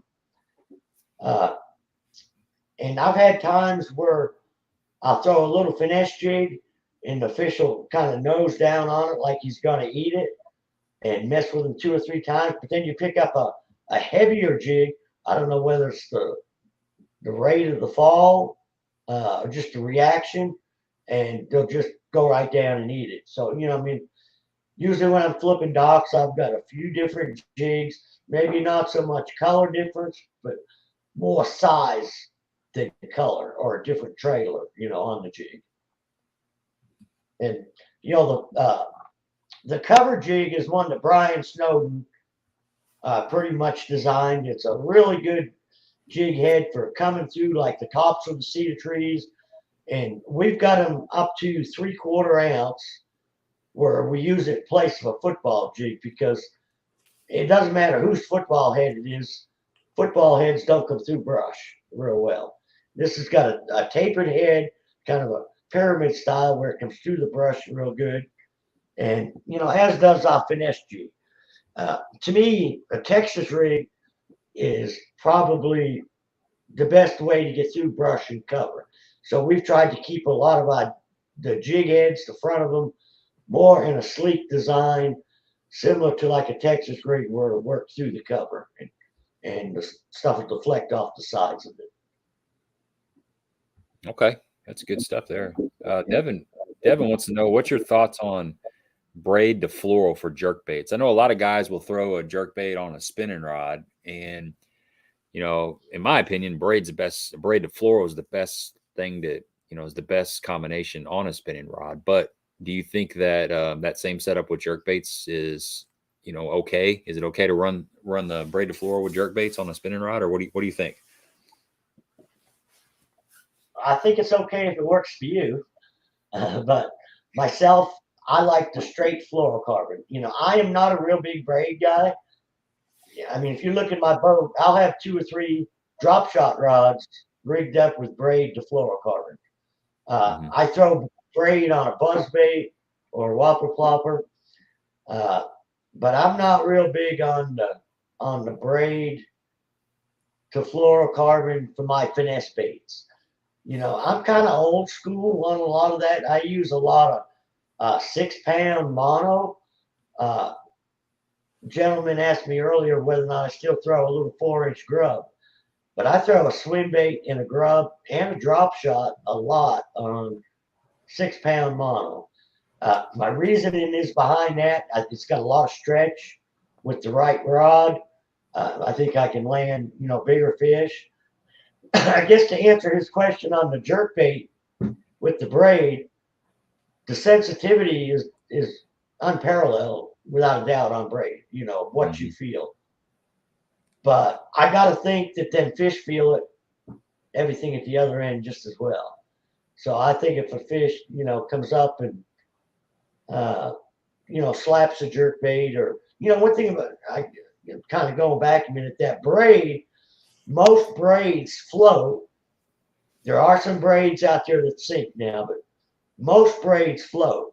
A lot of the reason we like the fluorocarbon on a jerkbait is because it absorbs the water and actually helps the bait get down a little bit deeper.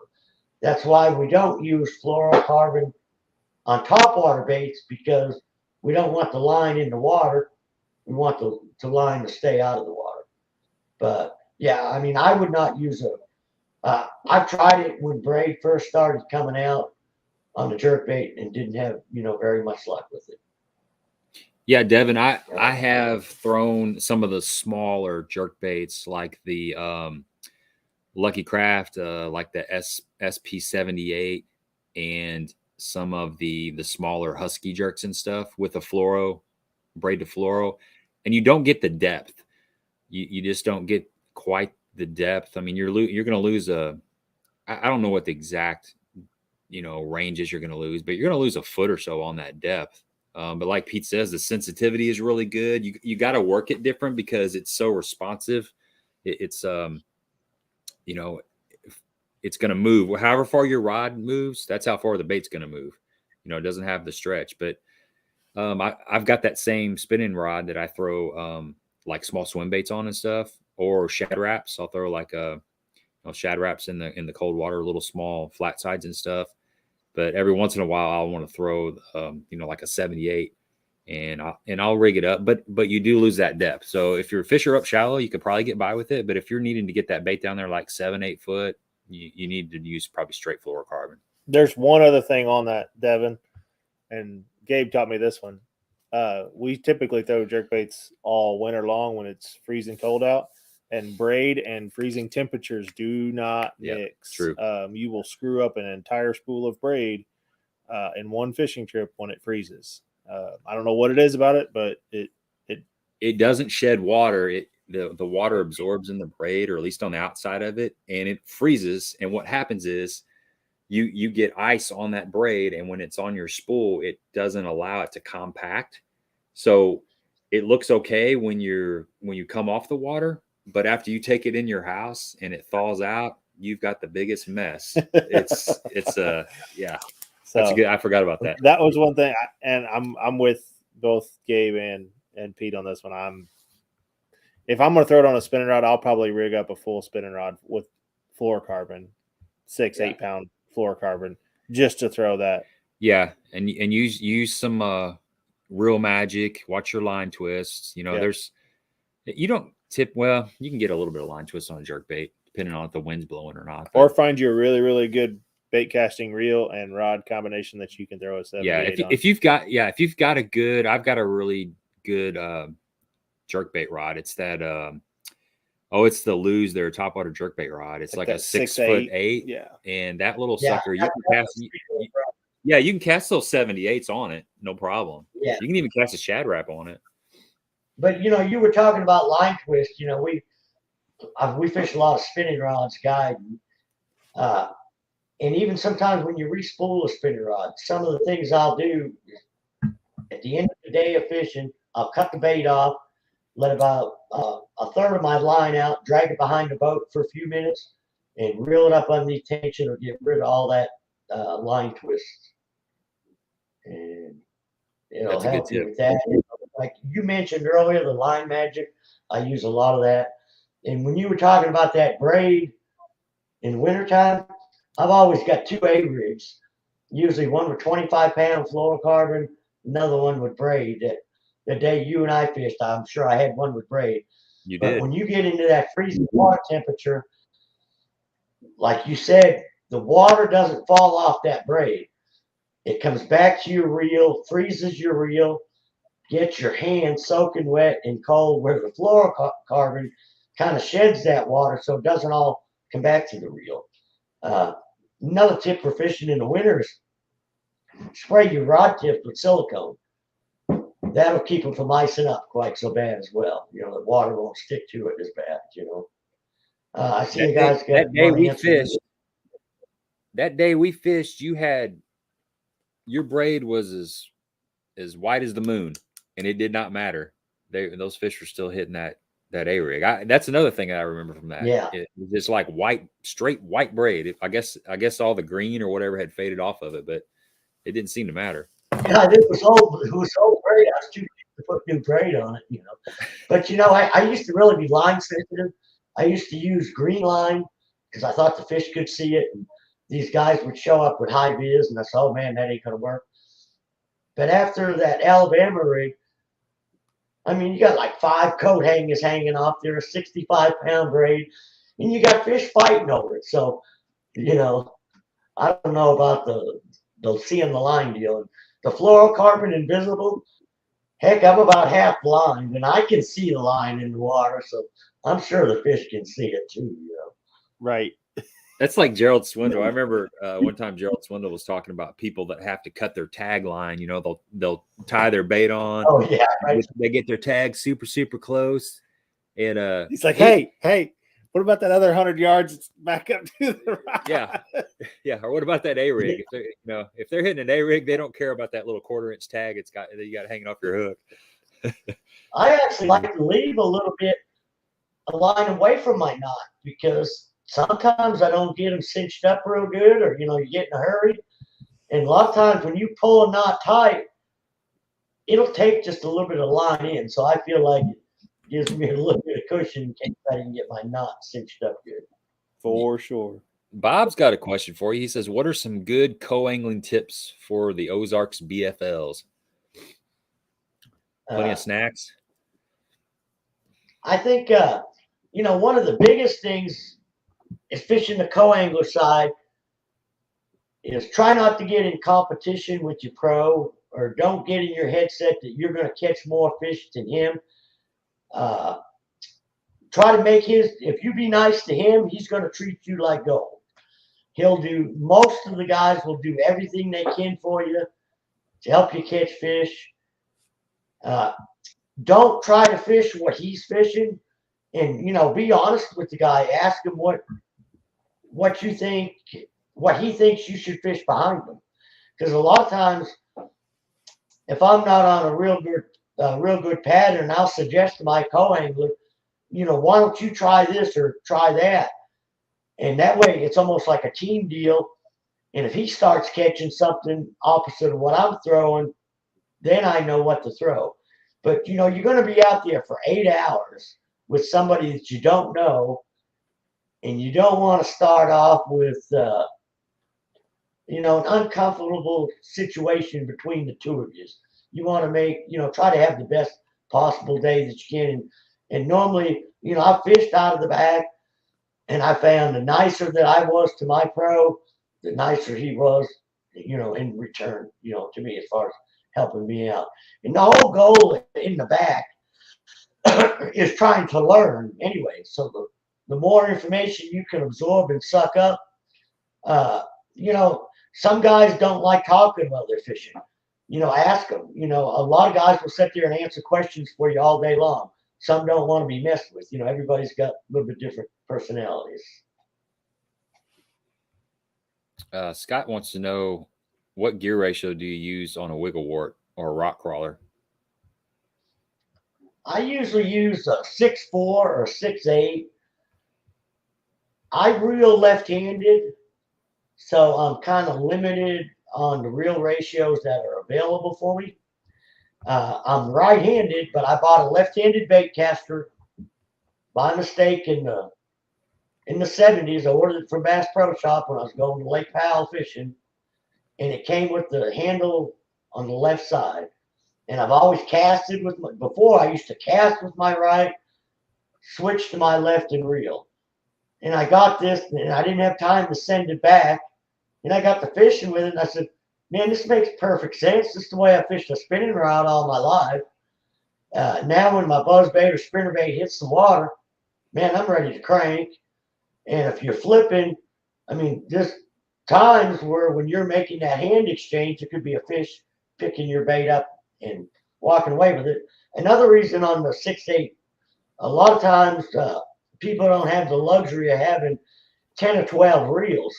So I feel like a 6'4", 6'8" reel, you can use it for multiple things. That was the only bad thing about having a real slow ratio crankbait reel. That's all you could use it for, was cranking. So I just find that I can use a 6'8", and I just have to discipline myself to slow the crank down. Now, are you able to palm that left-handed reel like you could I started using the left-handed reel. I got a good deal on 2 of them, and I'm kind of used to them now. Actually, I'm used to them. They're fine. But the thing that I fish them a little bit different. It seems like I hold the rod more down on the pistol grip part of it than I do where if I'm flipping or whatever and I switch and I'm holding with my left hand, it seems like I hold it higher up on the reel. Are you able to hold the reel the same way with either hand now? Yeah, I still split the, pretty much in the rod seat because I like my fingers on the blank. I mean, that's my right hand. I like it on the blank because I think a lot of times you feel little subtleties to that rod blank than you do if you're holding onto the cork, So no, I hold it the same way I would in my left hand. The same with a spinning reel. I usually just split the reel, 2 fingers in front, 2 and a couple in back. Yeah, because when I got that left-handed reel, the first time I took it out, I was flipping a jig with it, and I was palming it. I was kind of palming it like I did my other reels. And the first time I set the hook, my thumb slid off, and I pushed the thumb bar, and I had a mess.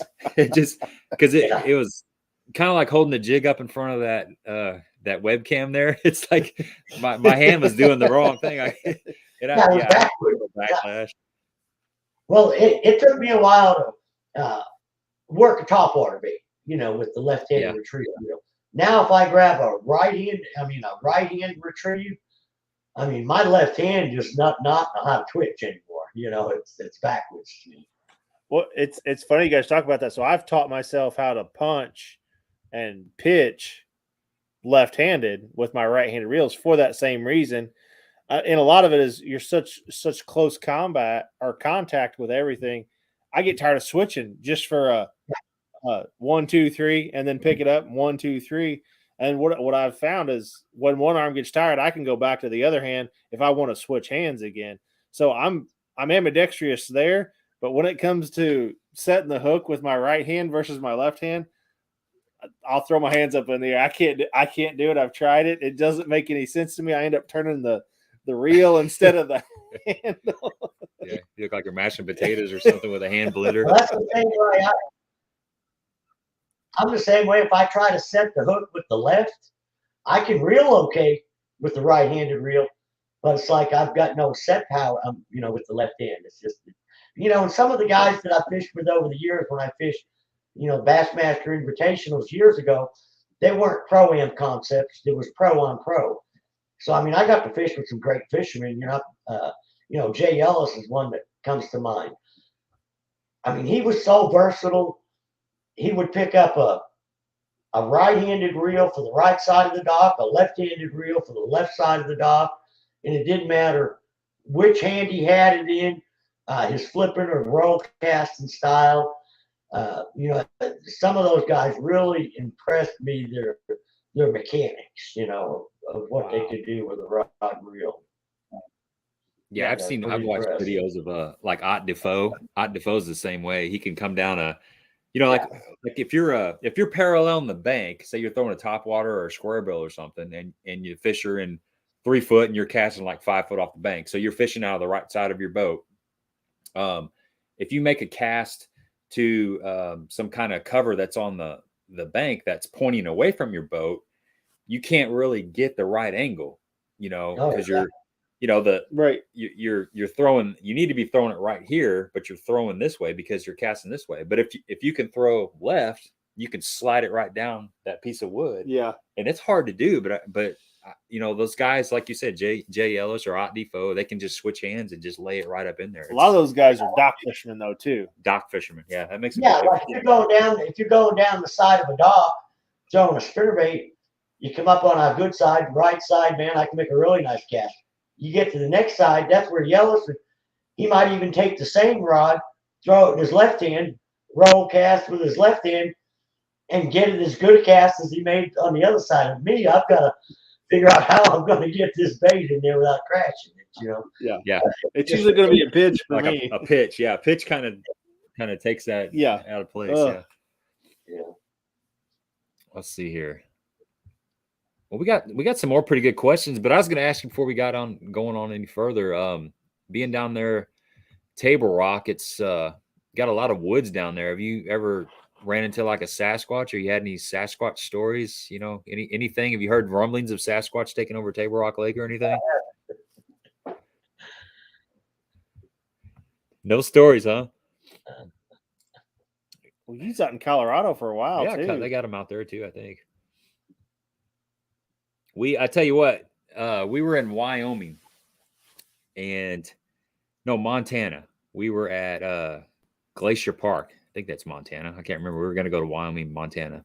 But anyway, we ran into a couple grizzly bears right at the very beginning of our hike. And as we kept going deeper and deeper into the wilderness, we'd come across these little game trails and we'd start smelling like this real musky, kind of funky smell. Mm-hmm. And, I kept thinking we're going to see a Sasquatch. It kind of creeped me out. You get way back there. And we go in the fall. We go in like October, and you don't have the tourist traffic. You may not see somebody for an hour or two, and you're out there on your own.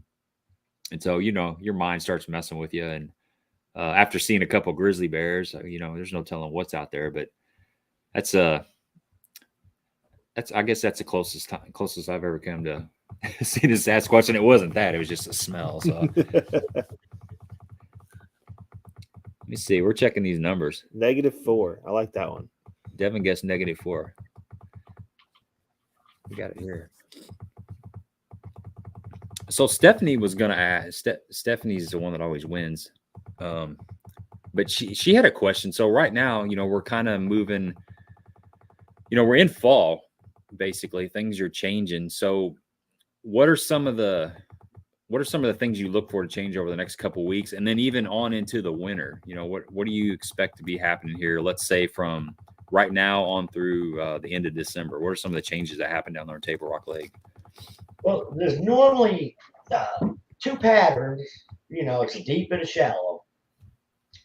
And it's usually extremely deep and relatively shallow. But, the shallow bite can be, like, say, rock crawler, jig. There'll be a good jig bite all the way up into December till that water gets down below 50 degrees. And the shallow bite will usually stay pretty good as well. A lot of the deal I keep, mentioning shad. If you're going to fish deep fish, you need to find where the shad are. And one of the best patterns is in the center of these deep creeks where it's 60, 70 foot deep. A lot of the fish will get out over them treetops. And I think them fish live in them treetops pretty much year round. But when the bait is present, it makes them a lot more active out there. So you're looking at like a spoon, ice fishing jig, pretty much vertical fishing, or fishing small swim baits down there, 30 to 40 feet, even a drop shot. But that's the time of year the ice fishing jig really seems to shine, and vertical jigging with spoons. You can really load up on a deep deal like that if you get on a big group and catch a lot of fish in a short amount of time.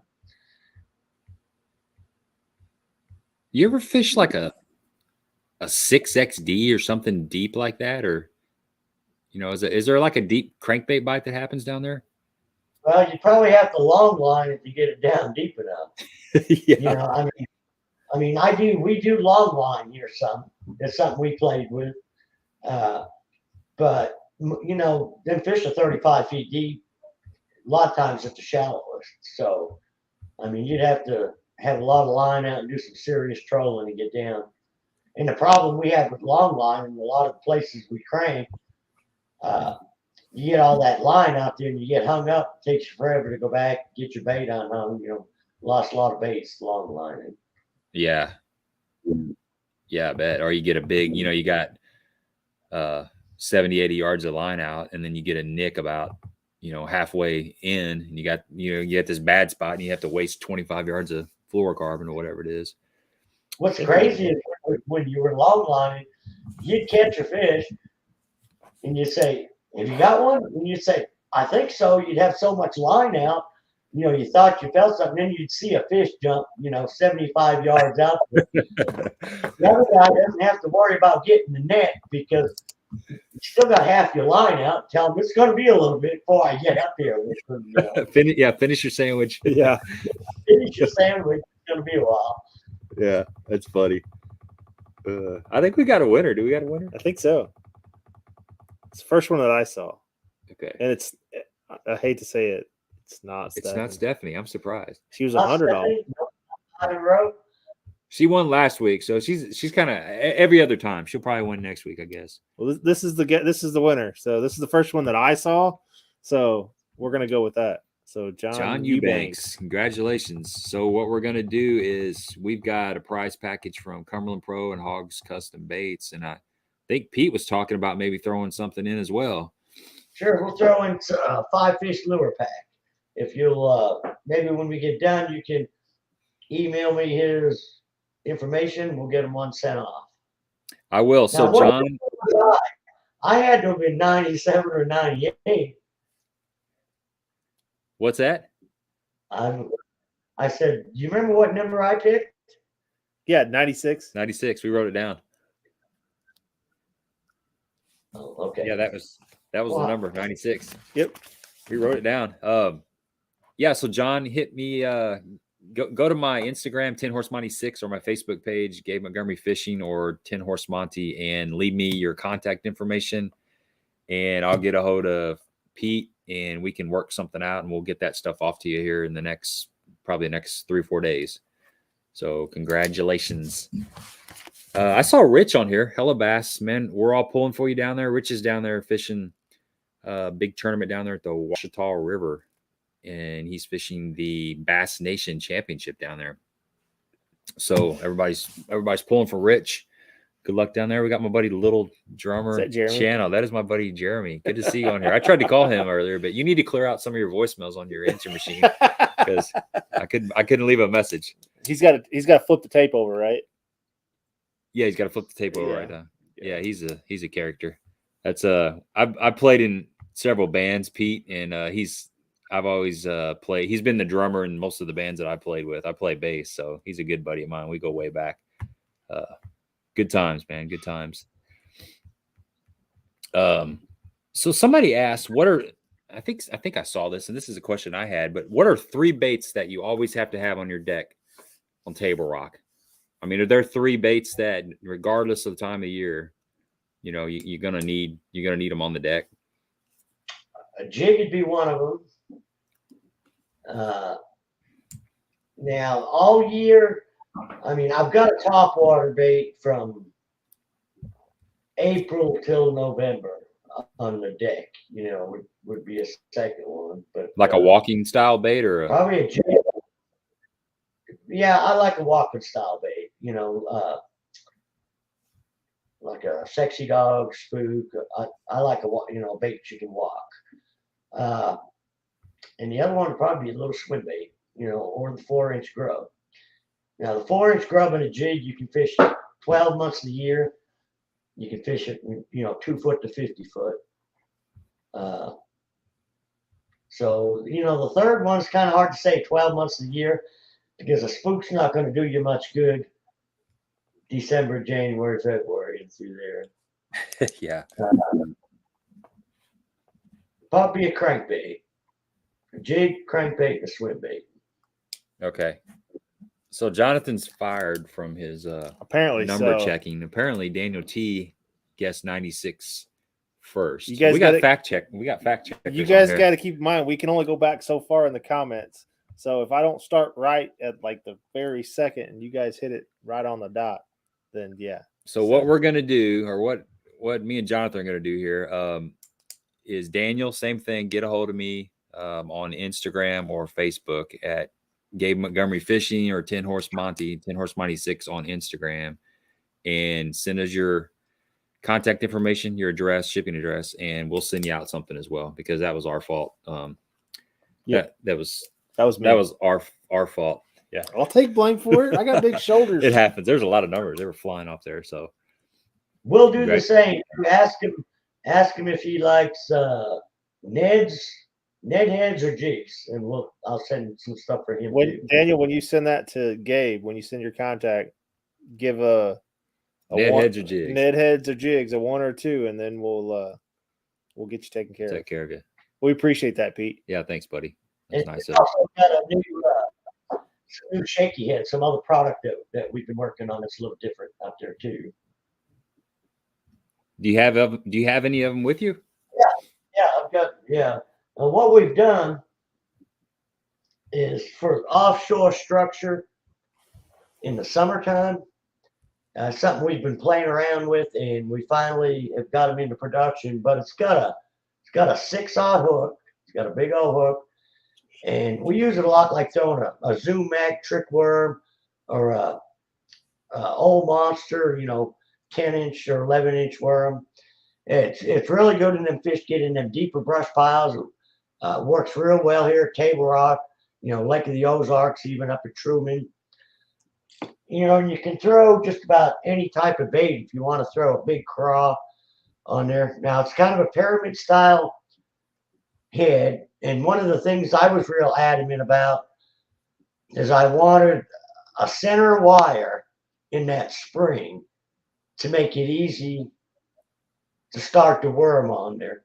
There's nothing worse to me than trying to work a plastic bait on that spring on a shaky head when the worm is slimy and you can't get it, started to screw on there.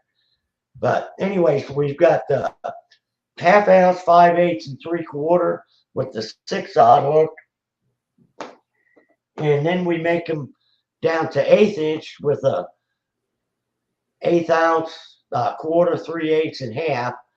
The 3/8 and half have got a 5-aught fine wire hook, and the quarter down has got a 4-aught fine wire hook for smaller baits. But it's I don't know if you can see it on here. It's got a real like a unique style. It's like a pyramid, but it's got a flat bottom where the bait will sit on. Just a little bit. There we go. Let me get it with the worm on there. See, if you're sitting on the bottom, it's got a flat head. Mm-hmm. Yeah, it's kind of hard looking at the picture at home. So. We're enjoying it. We're enjoying this. It's easy as you told me it would be, But it's kind of a new shaky head. It's a Magnum shaky head. It's something that Brian and I have been playing with for a couple of years, and we've finally got them in production. And do all the sizes we have use the, a little. I was going to ask you if all the sizes of that shaky head have that center pin in the keeper. Oh yeah. I wouldn't have a shaky head. I mean, I've used enough shaky heads. It kind of tees me off. It takes me longer to weed the worm on there. Then the spring ends up coming out the side of the worm. Mm-hmm. With this hook, or not the hook, but there you go. That wire coming out of the center, it's a no-brainer. You just put it right in the middle of the worm. That way the spring goes in the middle of the worm and it's, threads itself right on there. That was kind of one of my pet peeves about the other shaky heads that were out there. Some of them had them, some of it didn't. Especially you take a slimy worm and it's hot and you can't get the worm to turn. You're trying to turn the head into the worm. Yeah, I like that. That's a good that's a small thing, but it makes a big difference. Yeah. Gary wants to know, what is your favorite part of the lake to fish this time of the year? Wherever the fish are biting. No, but normally this time of year, we like a lot of the fairly clear water, whether it be like Campbell Point down to Cumberland State Park to mouth of Ants Creek. The kind of what we call like the mid-lake area is usually really consistent when the fish come up shallow, and it's got a lot of deep creeks. So if you're fishing deep, you can find them shad in the center of the creeks and stuff up there. Now, if you want to fish real shallow, the upper Kings River, James River, Flat Creek, that water's cooling down the fastest because it's shallower stained water. And there's been a little bit more bait activity, up in those areas. If you like to throw a square bill spinner bait, I would go up the upper river arms. But if you want to throw, what I like about the mid-lake area, if you can't catch them on that shallow pattern on a jig or a crankbait, then you can just back out to the center of probably the same creek that you're fishing, look for shad over some of them deeper trees with a drop shot, jig and spoon, or jig and wrap. Okay. And then Jay Beffa, he says, define your deeper brush piles, one tree or multiple trees, hardwood or cedars. I like a lot of the ones that the conservation, they call them stump fields. And what they've done is they put a bunch of stumps with a mixture of rocks and some hardwoods and or cedars. I like cedars because they've got more branches. It depends, how they've got them piled up. The conservation department did a really good job of putting multiple trees together to have like a bulky brush pile. But without a doubt, I think the rock piles are the most consistent.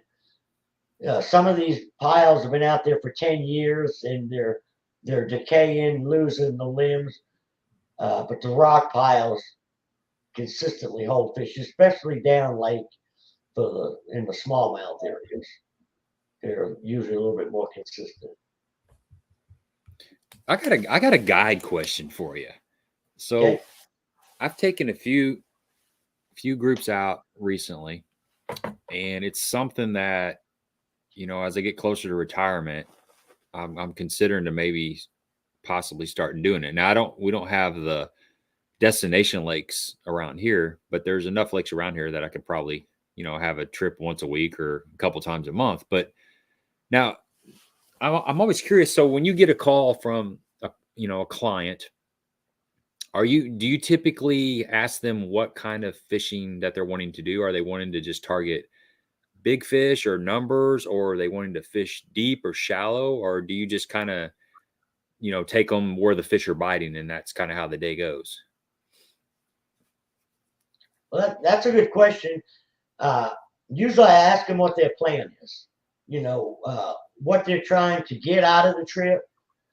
If they've got a certain area of the lake that they want to fish, if they've got a certain technique that they want to do. Now, if they've got a certain technique that they want to try to get better at or learn how to do, if I feel that it'll work, then we'll do that. If I don't think it's going to work, I'll tell them up front, like if a guy comes here in December and wants to learn how to throw a spook, I said, I can show you how to throw it, but probably not going to catch any fish on it, Are you wanting to stay close to where you're vacationing? Because they may have brought their own boat, so they want to fish multiple days in that same area.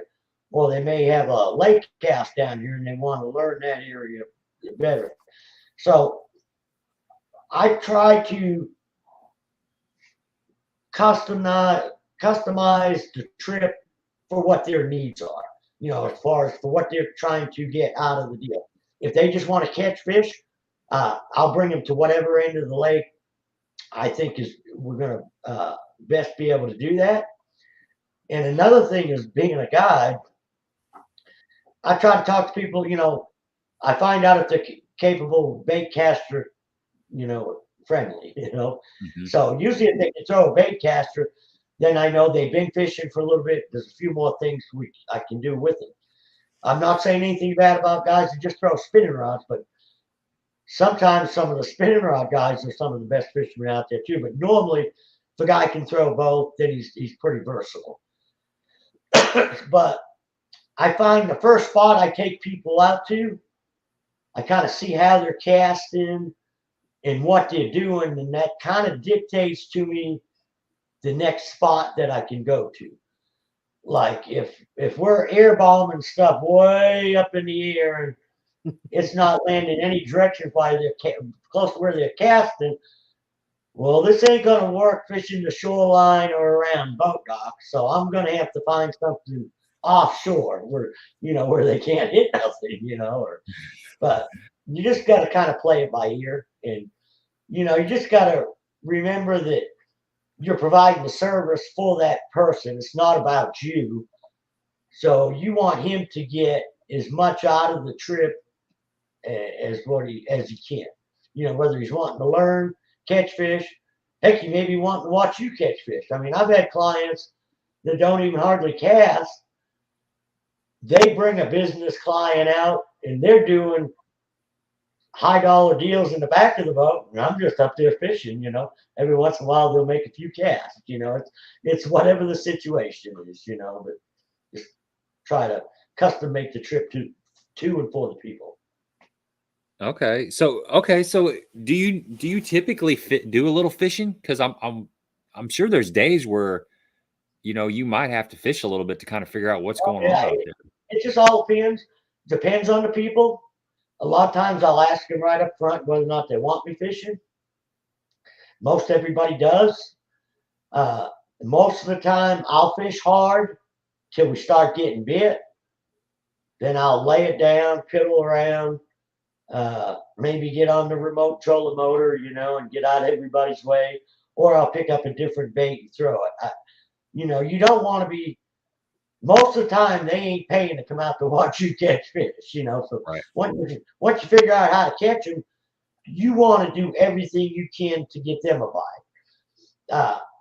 And a lot of times what I'll do is I'll watch how they're fishing, where they're casting, and, you know, try to say, like, you need to be doing this with your rod or this or that. You know, anything I can do to help them detect the bite, you know, is what you try to do. Okay, that's good information, because like I said, that's something I'm kind of thinking about maybe getting into. And I was the last trip that I went on, they were biting a drop shot really good. We had found some offshore bass, some small schools of bass, and they were biting a drop shot, but I couldn't get them to throw a drop shot after I'd caught several on it. That's what they were biting really well. That, you know, the one guy wanted to just fish a jig, and he liked to fish a jig. He said, I don't care if I catch anything or not. I just want to fish a jig, which, you know, that's fine. But I also was like wanting them to catch a few more fish. And sometimes there's one bait that the fish are really keyed in on.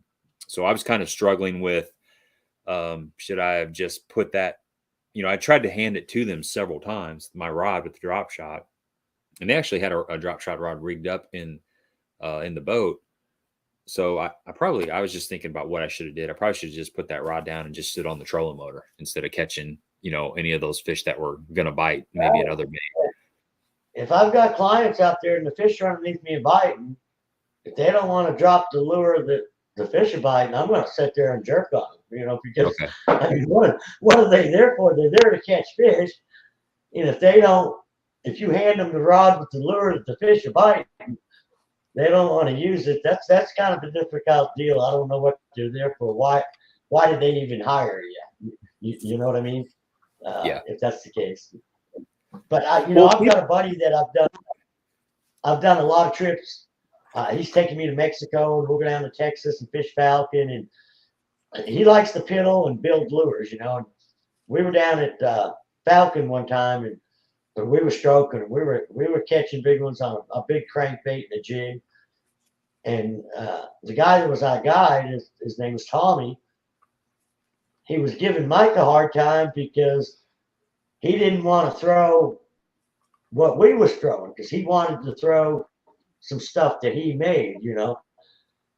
And finally he told the guy, you know, or the guy, I'm paying for this effing trip. I'm going to throw whatever I want to back here, you know. So that kind of shut the guy up, you know. But I told him, I told Tommy, I said, you know, just let him go. He likes to piddle back there. He likes to play, you know. Tommy wanted to see him catch fish too, you know. But Mike wanted to piddle with his own lures, you know. Yeah. Well, like you said, everybody's got their own different personality. You know, you probably see it as much as anybody being out there in the lake. Because I think being out on the water, a lot of people become their real self. You know, they kind of loosen up. So you probably see all kinds of different personalities out there. And you know, and it's really good for a lot of people, business people, or just people that are under a lot of stress, to come out there. They're just totally relaxed. So, you know, I find that usually as a guide, you put more pressure on yourself to get them fish than pressure they put on you. You know, I mean, like I say, I find I pressure myself worse, trying to do everything I can to get them bit, you know. where, you know, they're out there, they're kicked back, they're not having to answer the phone, they're having a good time. But, you know, as a guide, you want to try to make it better. You want them to catch fish. Then when you get them catching fish, you want them to catch bigger fish. There ain't no difference in us fishing, you know. We're not happy with 5. Now we want bigger ones, you know. Yeah. That's pretty cool. That's interesting. I guess it's just, it all depends on you. You made a good comment there. It's all your perspective. You know, us three, we fish quite often. We fish regularly. We'll fish tournaments we too. fish tournaments. Yeah. We're on the lake. We know what it's like to go out to the lake, and some days it's not a relaxing day. It's stressful. You know, you're preparing for a tournament. You're preparing for a guide trip. Yeah. It's stressful on us. To them, they're just going fishing. They're it's on just vacation. It's a vacation day. There's no worries, no stress. We You don't know, think of it that way. We think of it as, man, I got to catch him today. Yeah. Well, we're thinking like it, you know, it's our job. They're paying me to get them fish. So I think that's where the added pressure comes from. I mean, they're out there. I mean, fishing's great.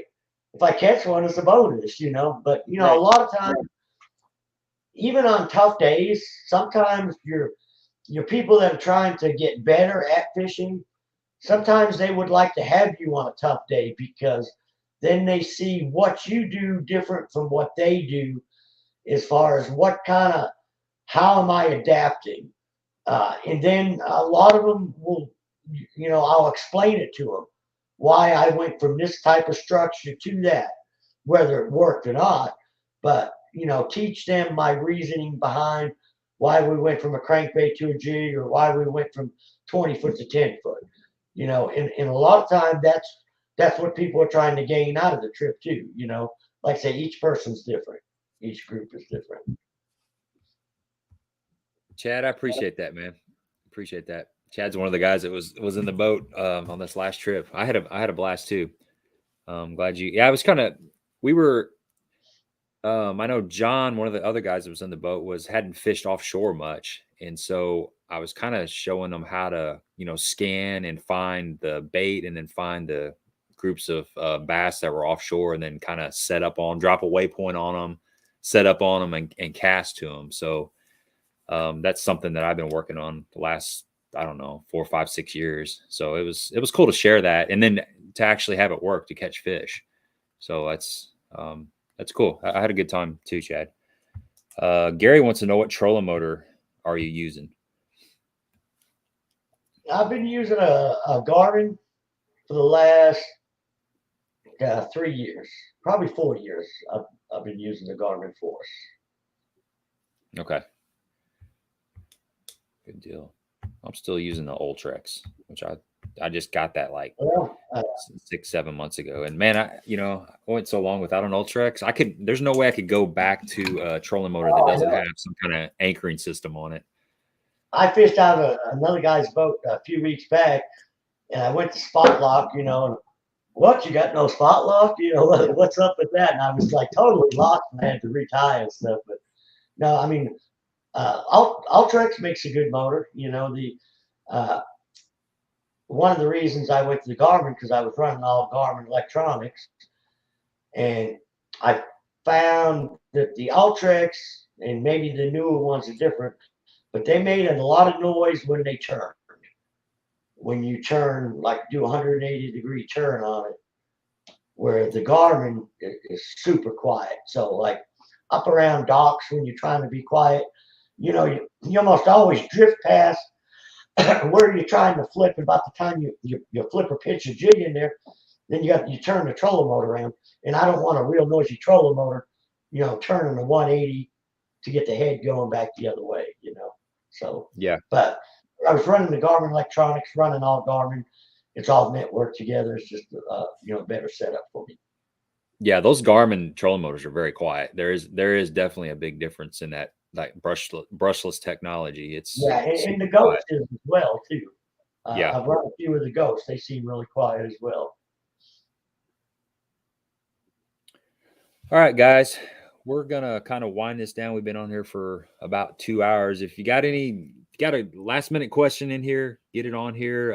Like we said earlier, you do check out Pete's YouTube channel. He's got weekly reports on Tablerock. If you're planning on making a trip down there, you can go back and check out his backlog from, you know, a year or two ago, the same time of year. It's gonna help. You know, you're gonna have. I do that on my channel too. I go back and look a year ago today what was going on, and it's great to go back. So same thing on Pete's channel. He's gonna have Tablerock report from a year ago or 2 years ago, and you can kind of get a feel of what to expect when you go down there. But check out that channel. Check out Five Fish Lures as well, and you know, he guides. So if you want to, how can people get a hold of you if they want to book a trip?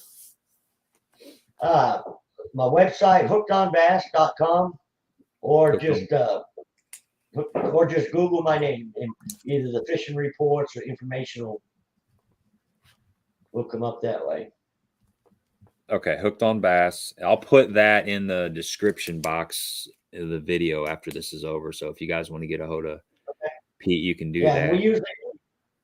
We post the fishing report on our website, on YouTube, and a couple different Facebook sites as well. And it's usually on Tablerock Lake Fishing Intel as well. They usually share it over there. Yeah, perfect. Let me see if here's one more question. There might be some last minute questions that kind of slip in here. This is kind of a wide open question, but maybe you can touch on some of this. Pete, what advice could you give a guy coming to Tablerock for the first time? Maybe what's some high percentage things to look for, you know, this time of year or even spring? Can we ask him if he's a novice or does he fish very much? Yeah. So what's your fishing experience? Have you been out in the water a lot, or are you just kind of getting into it? That's a good question. We'll see. He says for fall fishing. Let's just assume that he's a guy that goes out maybe a couple times a month. So not a tournament, tournament guy, but maybe still knows how to fish.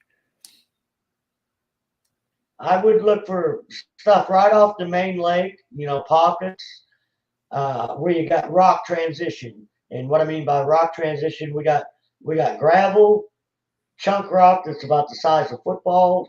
Then we got ledge rock. But if you find where that big black flat ledge rock, where it transitions into mixed rock, and it's usually just inside of a point or inside of a pocket, we call them transition banks. That's what I would look for. And even the same thing further back into creeks.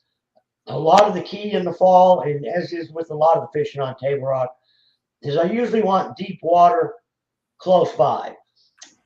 I can be way up in the James River, but whatever deep water is there may only be 12 feet, but I want that pretty close to the bank that I'm fishing, where the fish have got an access to come from that channel up to the shallow water. It's the same thing if you're fishing in the deeper water areas. I like a bank that's got some depth close. When them fish aren't actively feeding, they can pull back out and suspend or rest till they're waiting to feed. Because, they're like us. They're bigger ones. They get fat and lazy. They don't want to have to go very far for a meal. So they're not going to want to travel a long ways. They want a place where they can come up and eat and then turn around and just kind of kick back and relax without having to burn a lot of energy. Colder the water gets, the less energy they're going to burn, I tell you one thing, and I did this before I went to Tablerock in July, is I went back and I watched a bunch of Pete stuff from years ago. Yeah. Just kind of getting relative what the lake is doing, what time of the year we're in. Not necessarily the date range, but water temperature. What were we looking for weather in that time of maybe year? Maybe water level too. Yeah, water level. Is a key thing. And I was going back and watching a lot of Pete stuff, and it was super helpful to kind of key in on a few things when you only have a limited time to come down. So yeah. I probably should about three baits. I said a jig and a grub, and I was debating between a topwater or a crankbait, but I see this guy Gary here says bring a Ned rig. That would be my third bait, because that's a bait you can throw 12 months a year, and catch fish on it all year round. And I should be talking about that where I can promote a Ned rig head, but I just take it for granted. We fish it so much, but when it's tough as nails, man, pick up the Ned rig, and you can put whatever kind of bait you want on it. You put the turd worm, a craw, a little swim bait. It's a pretty versatile bait, and the fish haven't got tired of looking at it. Like, seem like all these other techniques, like the A-rig, each year gets a little slower and slower and slower. The whopper plopper, the big fad, seems to be fish don't bite it as good as they did the first year. They still bite that Ned rig pretty dang good. But yeah, man. I guess I want to thank you guys for having me on here. It was fun. Yeah, for sure. Yeah, I enjoyed it, Pete. It was nice to meet your wife, your IT gal. She did a great job getting you all set up. Good luck. Yeah, I know what you mean, man. Sure. Good luck down there at Grand. I hope it works out well for you guys. I haven't been here in a few years, so I don't know what to expect. We'll just go fishing. We'll be pulling for you over here. Appreciate it. Yeah, you gonna jump in You gonna jump in a BFL or two next year too? Or? No, I don't know. I'm kind of planning my tournament schedule out to see what I'm going to do for sure. Okay. It's kind of hard to leave home. I don't have to go somewhere to get my butt kicked. Sometimes I can get it kicked right here at Tablerock. I do like traveling. I do like the Toyota series. Some of those I like the experience of the different lakes and the challenge of it. But it is nice to sleep in your own bed at night too. Makes a big difference. I mean, that totally makes sense. I understand that 100%. So, all right, well, we're going to wrap this up. Thanks again, Pete. Go check out Pete's stuff. And it's been great, man. It was good to get to know you. And maybe we'll fish again together someday. Maybe I'll draw you down there at Tablerock again. And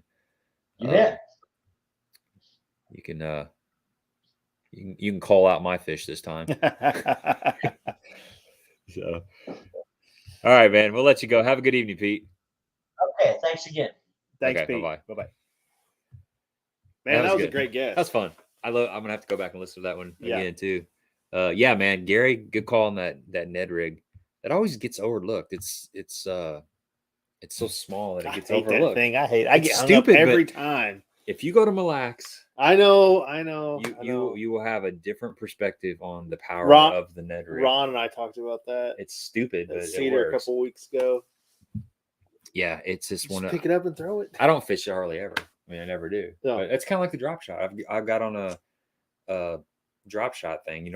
Chad was on here. We fished the other day with that, and they just wanted a drop shot for whatever reason. So I'll throw a drop shot until they quit biting, and then I'll move on. But as long as we're not fishing a derby together, and you pull out a drop shot on me. No, it's kind of for those schooling fish. If you want to catch a lot of fish, yeah, right. But if we want to go out there and we want to win something, don't pull the drop shot out. No, not unless we're up north. Exactly. And our name's Corey Johnson or Chris Johnson. Ron DeRosa. Yeah, Daniel, it's fun. It actually it catches big fish. I mean, it does. I think there's other baits that will catch, at least around here. I think there's other baits that will catch bigger fish more consistently, but you'll still pop a good one every once in a while. And it also depends on the lake. I think if there's smallmouth involved, you might have a better shot. You're going to weed through a lot more fish. You're going to have a lot more opportunities to catch fish. It's a numbers type bait. Yep. Yeah. Or super tough conditions, cold front, post cold front type of thing. It's not going to be, for me, it's not going to be the first thing I pick up off the deck. It's going to be one of the last things that I tie on personally, but I know it works. I've seen it work firsthand. I fought the shaky head for years and years and years, and finally I'll probably eventually do this with the Ned rig, but I made the shaky head my own. I started fishing shotgun shell, which is a Cinco or stick worm, which is a giant, a bigger bait, compact but fat worm, right, on a 1/2 ounce football head. So you can mag Ned rig too. Yeah, that's what I was thinking. I can figure out some way to mag Ned rig. I can throw like a big crawl in there or something, just give it a different profile. Yeah, that may be something new. It's got a different look. I mean, it's something I fish like a shaky head, and I'll probably get the Ned rig into my rotation in the winter when it's really cold. Like a jig, shaky head, Ned rig for your bottom baits, and then of course an A rig and a jerkbait. maybe a swim bait. Yep. You know, because you don't need to take a whole lot. But Well, Daniel just said he's in Eastern Kentucky. Now, I don't know much about Eastern Kentucky, but I know a little bit about Eastern Tennessee. Where's this? And if the lakes are anywhere the same, what are you looking for? I got a bait. I got to show Daniel real quick. That Ned rig may be, if the lakes are a lot like the Eastern Tennessee lakes, Ned rig will play. I got a bait. What you got? It's a new jig from Cumberland Pro. Is it that finesse jig that you're showing me? No, it's the one that's got the hair tied in it. Oh. It's going to be perfect for down there. I don't know if it's in this box. Is there another box in there somewhere? It's in the envelope. Bags. Nah, it's not in there. I got to show you this jig. I may have to leave the room and make Jonathan nervous. It might kick me off here for... It's Daniel, too. Sent you down a rabbit hole. Yeah, you did, Gary. You definitely did. I'm sitting here digging through. I got a bunch of packages laying around here.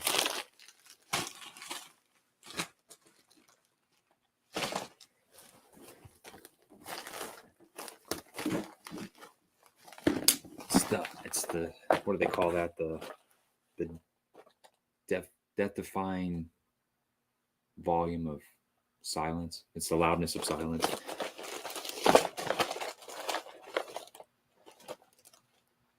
Where are those at? I got too much scrap. He's got a few Cumberland Pro jigs.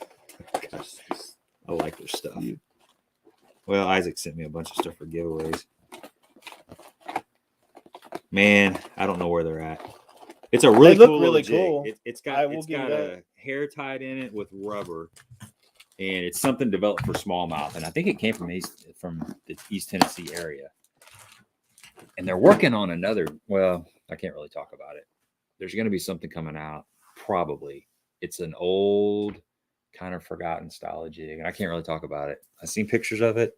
We'll just end it right there. But it's gonna be coming out, and I think you're gonna like that because it's something that's it's a Kentucky thing, it's a Tennessee thing. Well, maybe, possibly, probably not, but well, you did, Gary. I went way down a rabbit hole. I had to look in. Keep a lookout for that, maybe, possibly. Tell them about Cedar real quick. What about Cedar? Just tell them about what's going on. Fishing report at Cedar. I gotta find that. I'm ready to drain the lake after this weekend. I don't know if anybody else was over there, but golly, it was brutal on us on Saturday. Now, it didn't help that it rained for 2 solid days before we went over there fishing. So I bet on, I guess it was Thursday of last week when we first got that rain, Wednesday night into Thursday. I bet Thursday they were just absolutely chewing over there. First big cold front that we've had hit in the area. It was definitely not the day for us to be on the lake. Now, granted, like I said, we had a pretty narrow mind, one track mind, and we were focused on fishing shallow, throwing a frog in the grass and punching, and neither one of those had any luck with them. Stephanie, I was there Saturday, so and should have known when I pulled up the parking lot at 8:00, and there was like 3 boats there. I found them. Uh-oh. Okay, it's called the Rock Hound hair jig. Let me break one of these open. They're pretty cool. There you go. Here's your Ned rig here. First time put a Ned rig on. My friend started laughing and gave me a hard time. Yep, been there, done that. First cast was a 19-inch smallmouth. That's awesome. Shut him up. Yeah. That's if you want to shut somebody up in the back of the boat or the front of the boat, just catch a smallmouth. Just catch a big one. You gotta shut them up. That's nice. Yeah, man, that thing is. It looks like nothing. Hold on, I got a story on that one to shut somebody up. So Gabe knows this. I used to fish a bitsy bug, a Strike King bitsy bug, religiously, and I know we're talking about a different jig here, but it's a lot like the Cumberland Pros, and that's what I like a lot about them. It was a short, compact, small jig with a stout hook in it. Well, I had a buddy of mine that gave me all kinds of hell for fishing that bitsy bug.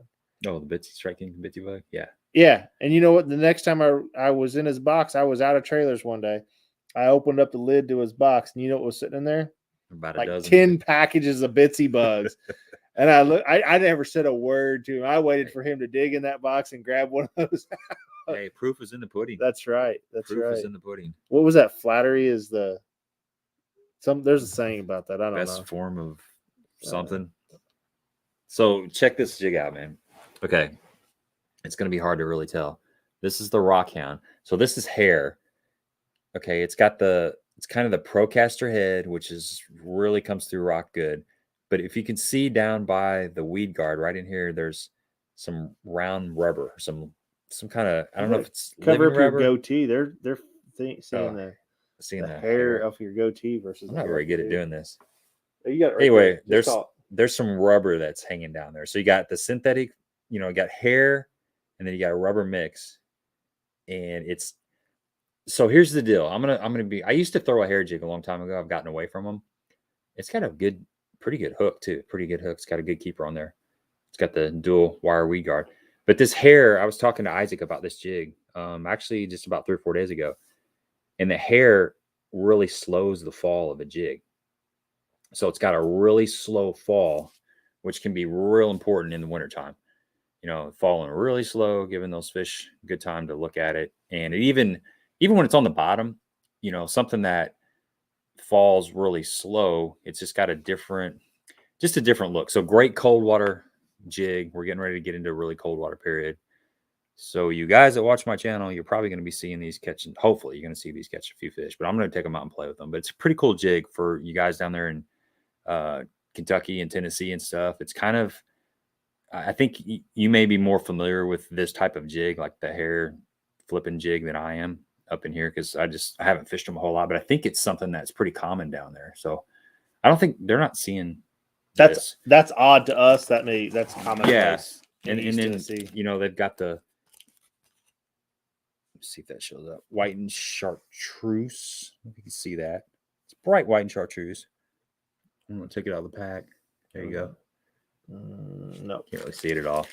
White doesn't show up, it blows out. But white and chartreuse. And they've got this kind of brown and yellow. That one looks really good. Color, yeah. There's a couple different colors. Nothing over the top, but just the colors you need. But I'm going to be trying those out. It's pretty cool. Definitely, Daniel. I like new stuff. He said he's not. Oh, I missed that one. That didn't mean to put that one up there. That one. Pick some of those up. Yeah, Definitely. so you can get them Tackle Warehouse. You get them at Omnia Fishing, Land Big Fish. They're pretty common, and they're affordable. They're priced right. It's a good quality jig. I think you'll like it. See this? We're giving to me secrets that one. I fished my first tourney at Cedar this year. Got second in big bass because of you. Oh, cool, man! Awesome. That's good. Thanks, man. Thanks for sharing that with us. That makes us feel good. We like that we're giving up the juice. That's cool. That's awesome. Stephanie, do you guys fish behind the big island at Cedar Lodge? I was actually there on Saturday. Never fished there. But no, kidding. There's no fish. There's no fish that live behind the big island at Cedar. So nope, not a fish over there at all. I wouldn't even waste my time. Bring those to Clearwater. Who said that? Phil. Yeah, Phil. I think that's going to work for sure. You might catch some smallmouth on that. I think so. I think they'll eat that up. I'm going to be playing around with these. I was thinking that it was the first time you ever fished there. Even better. Well, don't go back. It's a terrible lake. It's all the fish died there. One and done. Yeah. No, that's a special place. There's a couple little hidden, not hidden, but a couple little jewels over there. I tell you what, within the last 10 years, Cedar has become exposed. Yeah. Because I remember growing up, and you were the same way, that there wasn't a soul on that lake. Well, my channel probably didn't help. No, definitely not. Yeah. But I like sharing. Yeah. Places. Hey, and it can withstand the pressure. It can. You've got me involved in it, and I tried to put some content together this weekend, and it didn't work out so well. But I got some big blow-ups that I haven't went back and looked at any of this stuff yet. I was kind of fed up, and I had to clean up the garage because waterfowl season starts on Saturday for us. So I had to clean out all the fishing stuff that was in the way that doesn't need to be in there for winter fishing. That's what I like about hunting season. That I'm off the lake. That you guys get off the lake, and I have the lake all to myself. Well, or there's a few random fishermen that stay out there. We'll see. What I'll do is I'll come when I don't go hunting. The morning I don't go get out, get drawn out. Maybe. Go hunt. So I may come over there, but I have to clean out the frog rod and the chatterbait and the spinnerbait and the worm rods and everything that's been sitting in the corner of the garage for the last 6 months. So Hey, check this out. Right here, Washington County, River King. Is that Peabody River King, William? If so, I went over there for the first time last Wednesday. Really cool place. I'll have a video sometime coming out. But Is that what you're telling me about this past week? Man, you can get absolutely lost in that place. It's got. Is that the one that we looked at on the map? Yeah. It's near New Athens. Okay. And it's strip pit, and it's got this little channel cut that you go through. And once you get back in there, I mean, there's so many different little side cuts. Is there a map on Navionics for it? It's just a field. It's one of those. There's no map. So you can leave a trail. Yeah, is that what you put did? A trail just so you can find your way out. Yeah. It's kind of like walking through the woods and leaving breadcrumbs so you can go back and find your breadcrumbs. Maybe. Yeah. That's kind of what I had to do because it was getting dark and I was like, I don't know that I'm going to be able to find my way out of here. I seriously was kind of worried. We talk about Sasquatch and I could see. That's not another. That's not another giveaway. We already got two. We already got it. Jeez. I could see one of them hanging out back there. Yeah, it's good fishing. That's right. I fished beaver, so that's the one I'm talking about. And there's another one called eagle, I believe. So I'm gonna go check that one out again. We've been talking about this for a year now. You need to get me over there. Show me some of that stuff. We do need to go. We do need to go for sure. Some of those are closed up like a pyramid. They close them up for waterfowl season. Yeah. I think they have. I've hunted at Pyramid. Okay. So yeah, they have limited time. Like you can fish from like 8 to 2 on some of them or something. Really? Yeah, it's a weird time. Some of them are completely closed. So yeah, I got lost fishing. First time. Yeah. It's easy to do. If I didn't have that little trail on my graph, I think I would have got lost. I really would have. Because you think you're going down the bank that leads to the little cut, but you're not. You're like 2 islands in. And you get all of a sudden you get to where you think the cut is. Right. And it's not there. It's like another island or something. Oh wow. You're like, oh crap, this is well, it's like good. Cedar at night. How many times have you went down the east arm and not the you can get lost at Cedar. Oh yeah. Easy. The fog is the worst for me. Like night I can usually find my reference points, but fog I can about every year, once a year or so, I'll help somebody back to the boat ramp on Cedar. Yep. I've had kayakers that paddled all the way down that east. They went all the way to the north, and they're coming back down the lake, and they'll be back in the east arm, and they're like, "Whoa, where are we at?" And I'm like, "Where are you headed?" Like, "Oh, we put in at Pomona." It's like, "Oh, you got a long paddle back out and around." You're going the wrong way. And then you send them on their way. I had this happen one day. I sent them on their way. Asked them if they wanted me to help them get in. They said no. They'd paddle back. And I get to the main lake, and they're headed back north. So I tracked them down again. I was like, "Hey, are you guys going to Pomona?" Like, yeah. I'm like, "That's you got to make the turn." That's just they were discombobulated. Yeah, they were discombobulation. Yes, discombobulation. And I got them back on the right track. Fortunately, I was headed in. I was like, "Just follow my boat trail. You'll see me go all the way down the lake." So William says that Peabody Kings River is open all year. So I'm gonna go up there and. Again, maybe we need to make that trip because it's like a flipper's paradise. Well, hey, a ton of wood. We were talking about that Newton trip. Yeah, we need to do that this one. We need to get Jay involved too.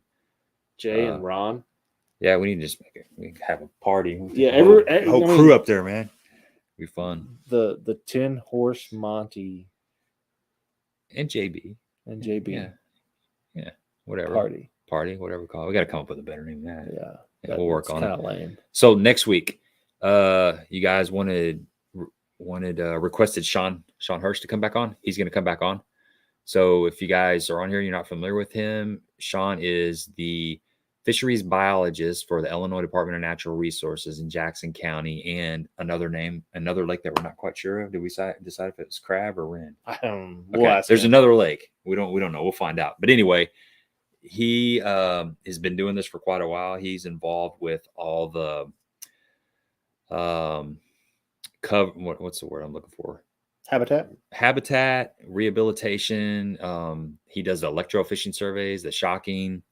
He's involved in all that. So he's got a really good grasp on what the lakes are, what kind of shape the fisheries are in over there in Southern Illinois. So really good guest. He's been on a couple times. A lot of good information. So it's a great time to get on there and ask a biologist questions.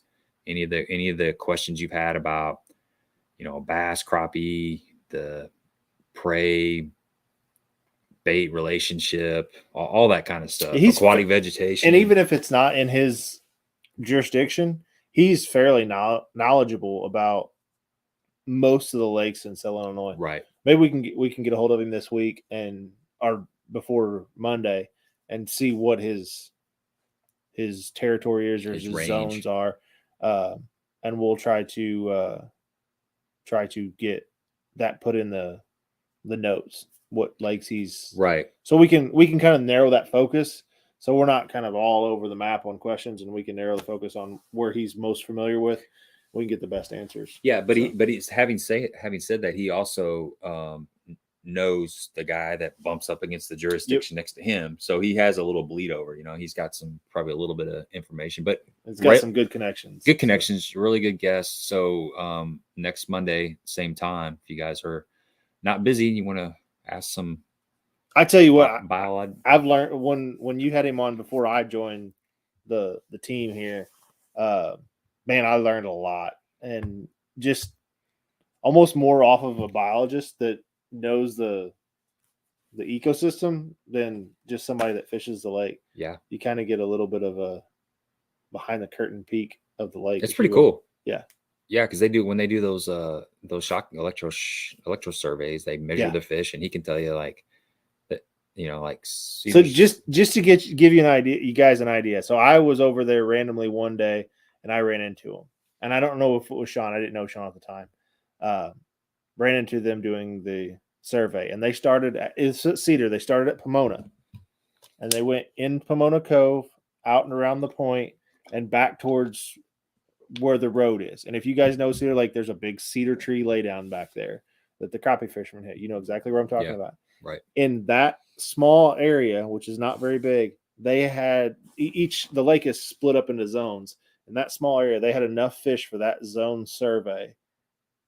And they had like 5 or 7 bass over 7 pounds in that short little.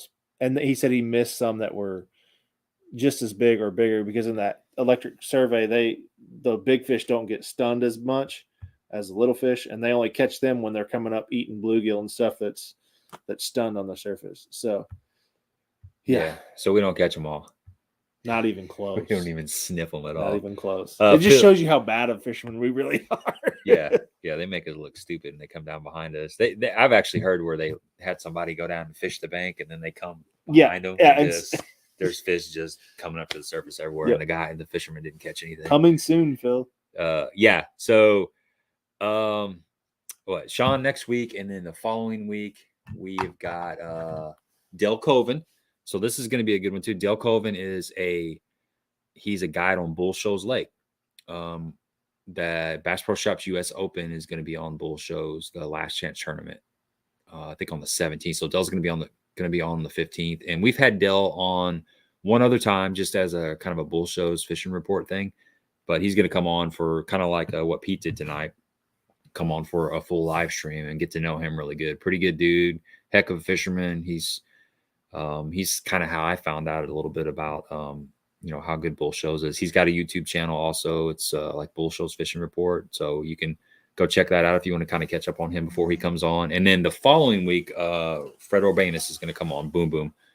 He's just been busy with his son's football league. They're in playoffs right now. And he's right now. And I think it's going to happen 2 weeks from now, or whatever. So he'll be on here, which is going to be good. I think it's going to be really good. You sent me the dates, 22nd, November 22nd. 22nd. So November 22nd. So that's what we got lined up. We got some more people in the works. We got a lot of good guests coming up for sure. I'm trying not to book them up more than 3 weeks out, because sometimes I want to leave a little bit of space. Maybe we want to jump in here and like touch on a fall or winter technique or something, or have, like a Ron on to break down some stuff. So I don't want to just book. But a couple weeks out, we'll be able to tell you who's coming on. So that's all we got for you. I'm going to wrap this up. Thanks everybody for staying on here, 2.5 hours. Hope you got a lot of good content out of this, a lot of valuable information. Pete's a great dude. Go, if you're ever down Tablerock Lake, he's been doing this for a long time. I've heard a lot of good stories about clients that have been out in the boat with him, and he's just a great guy to be out there. Give him a look. I guess that's it, right? That's it, man. That's it. Okay, we're gonna smash that thumbs up. Yeah, give us a like. Give Pete a like. Subscribe to the channel if you have not. Boom. And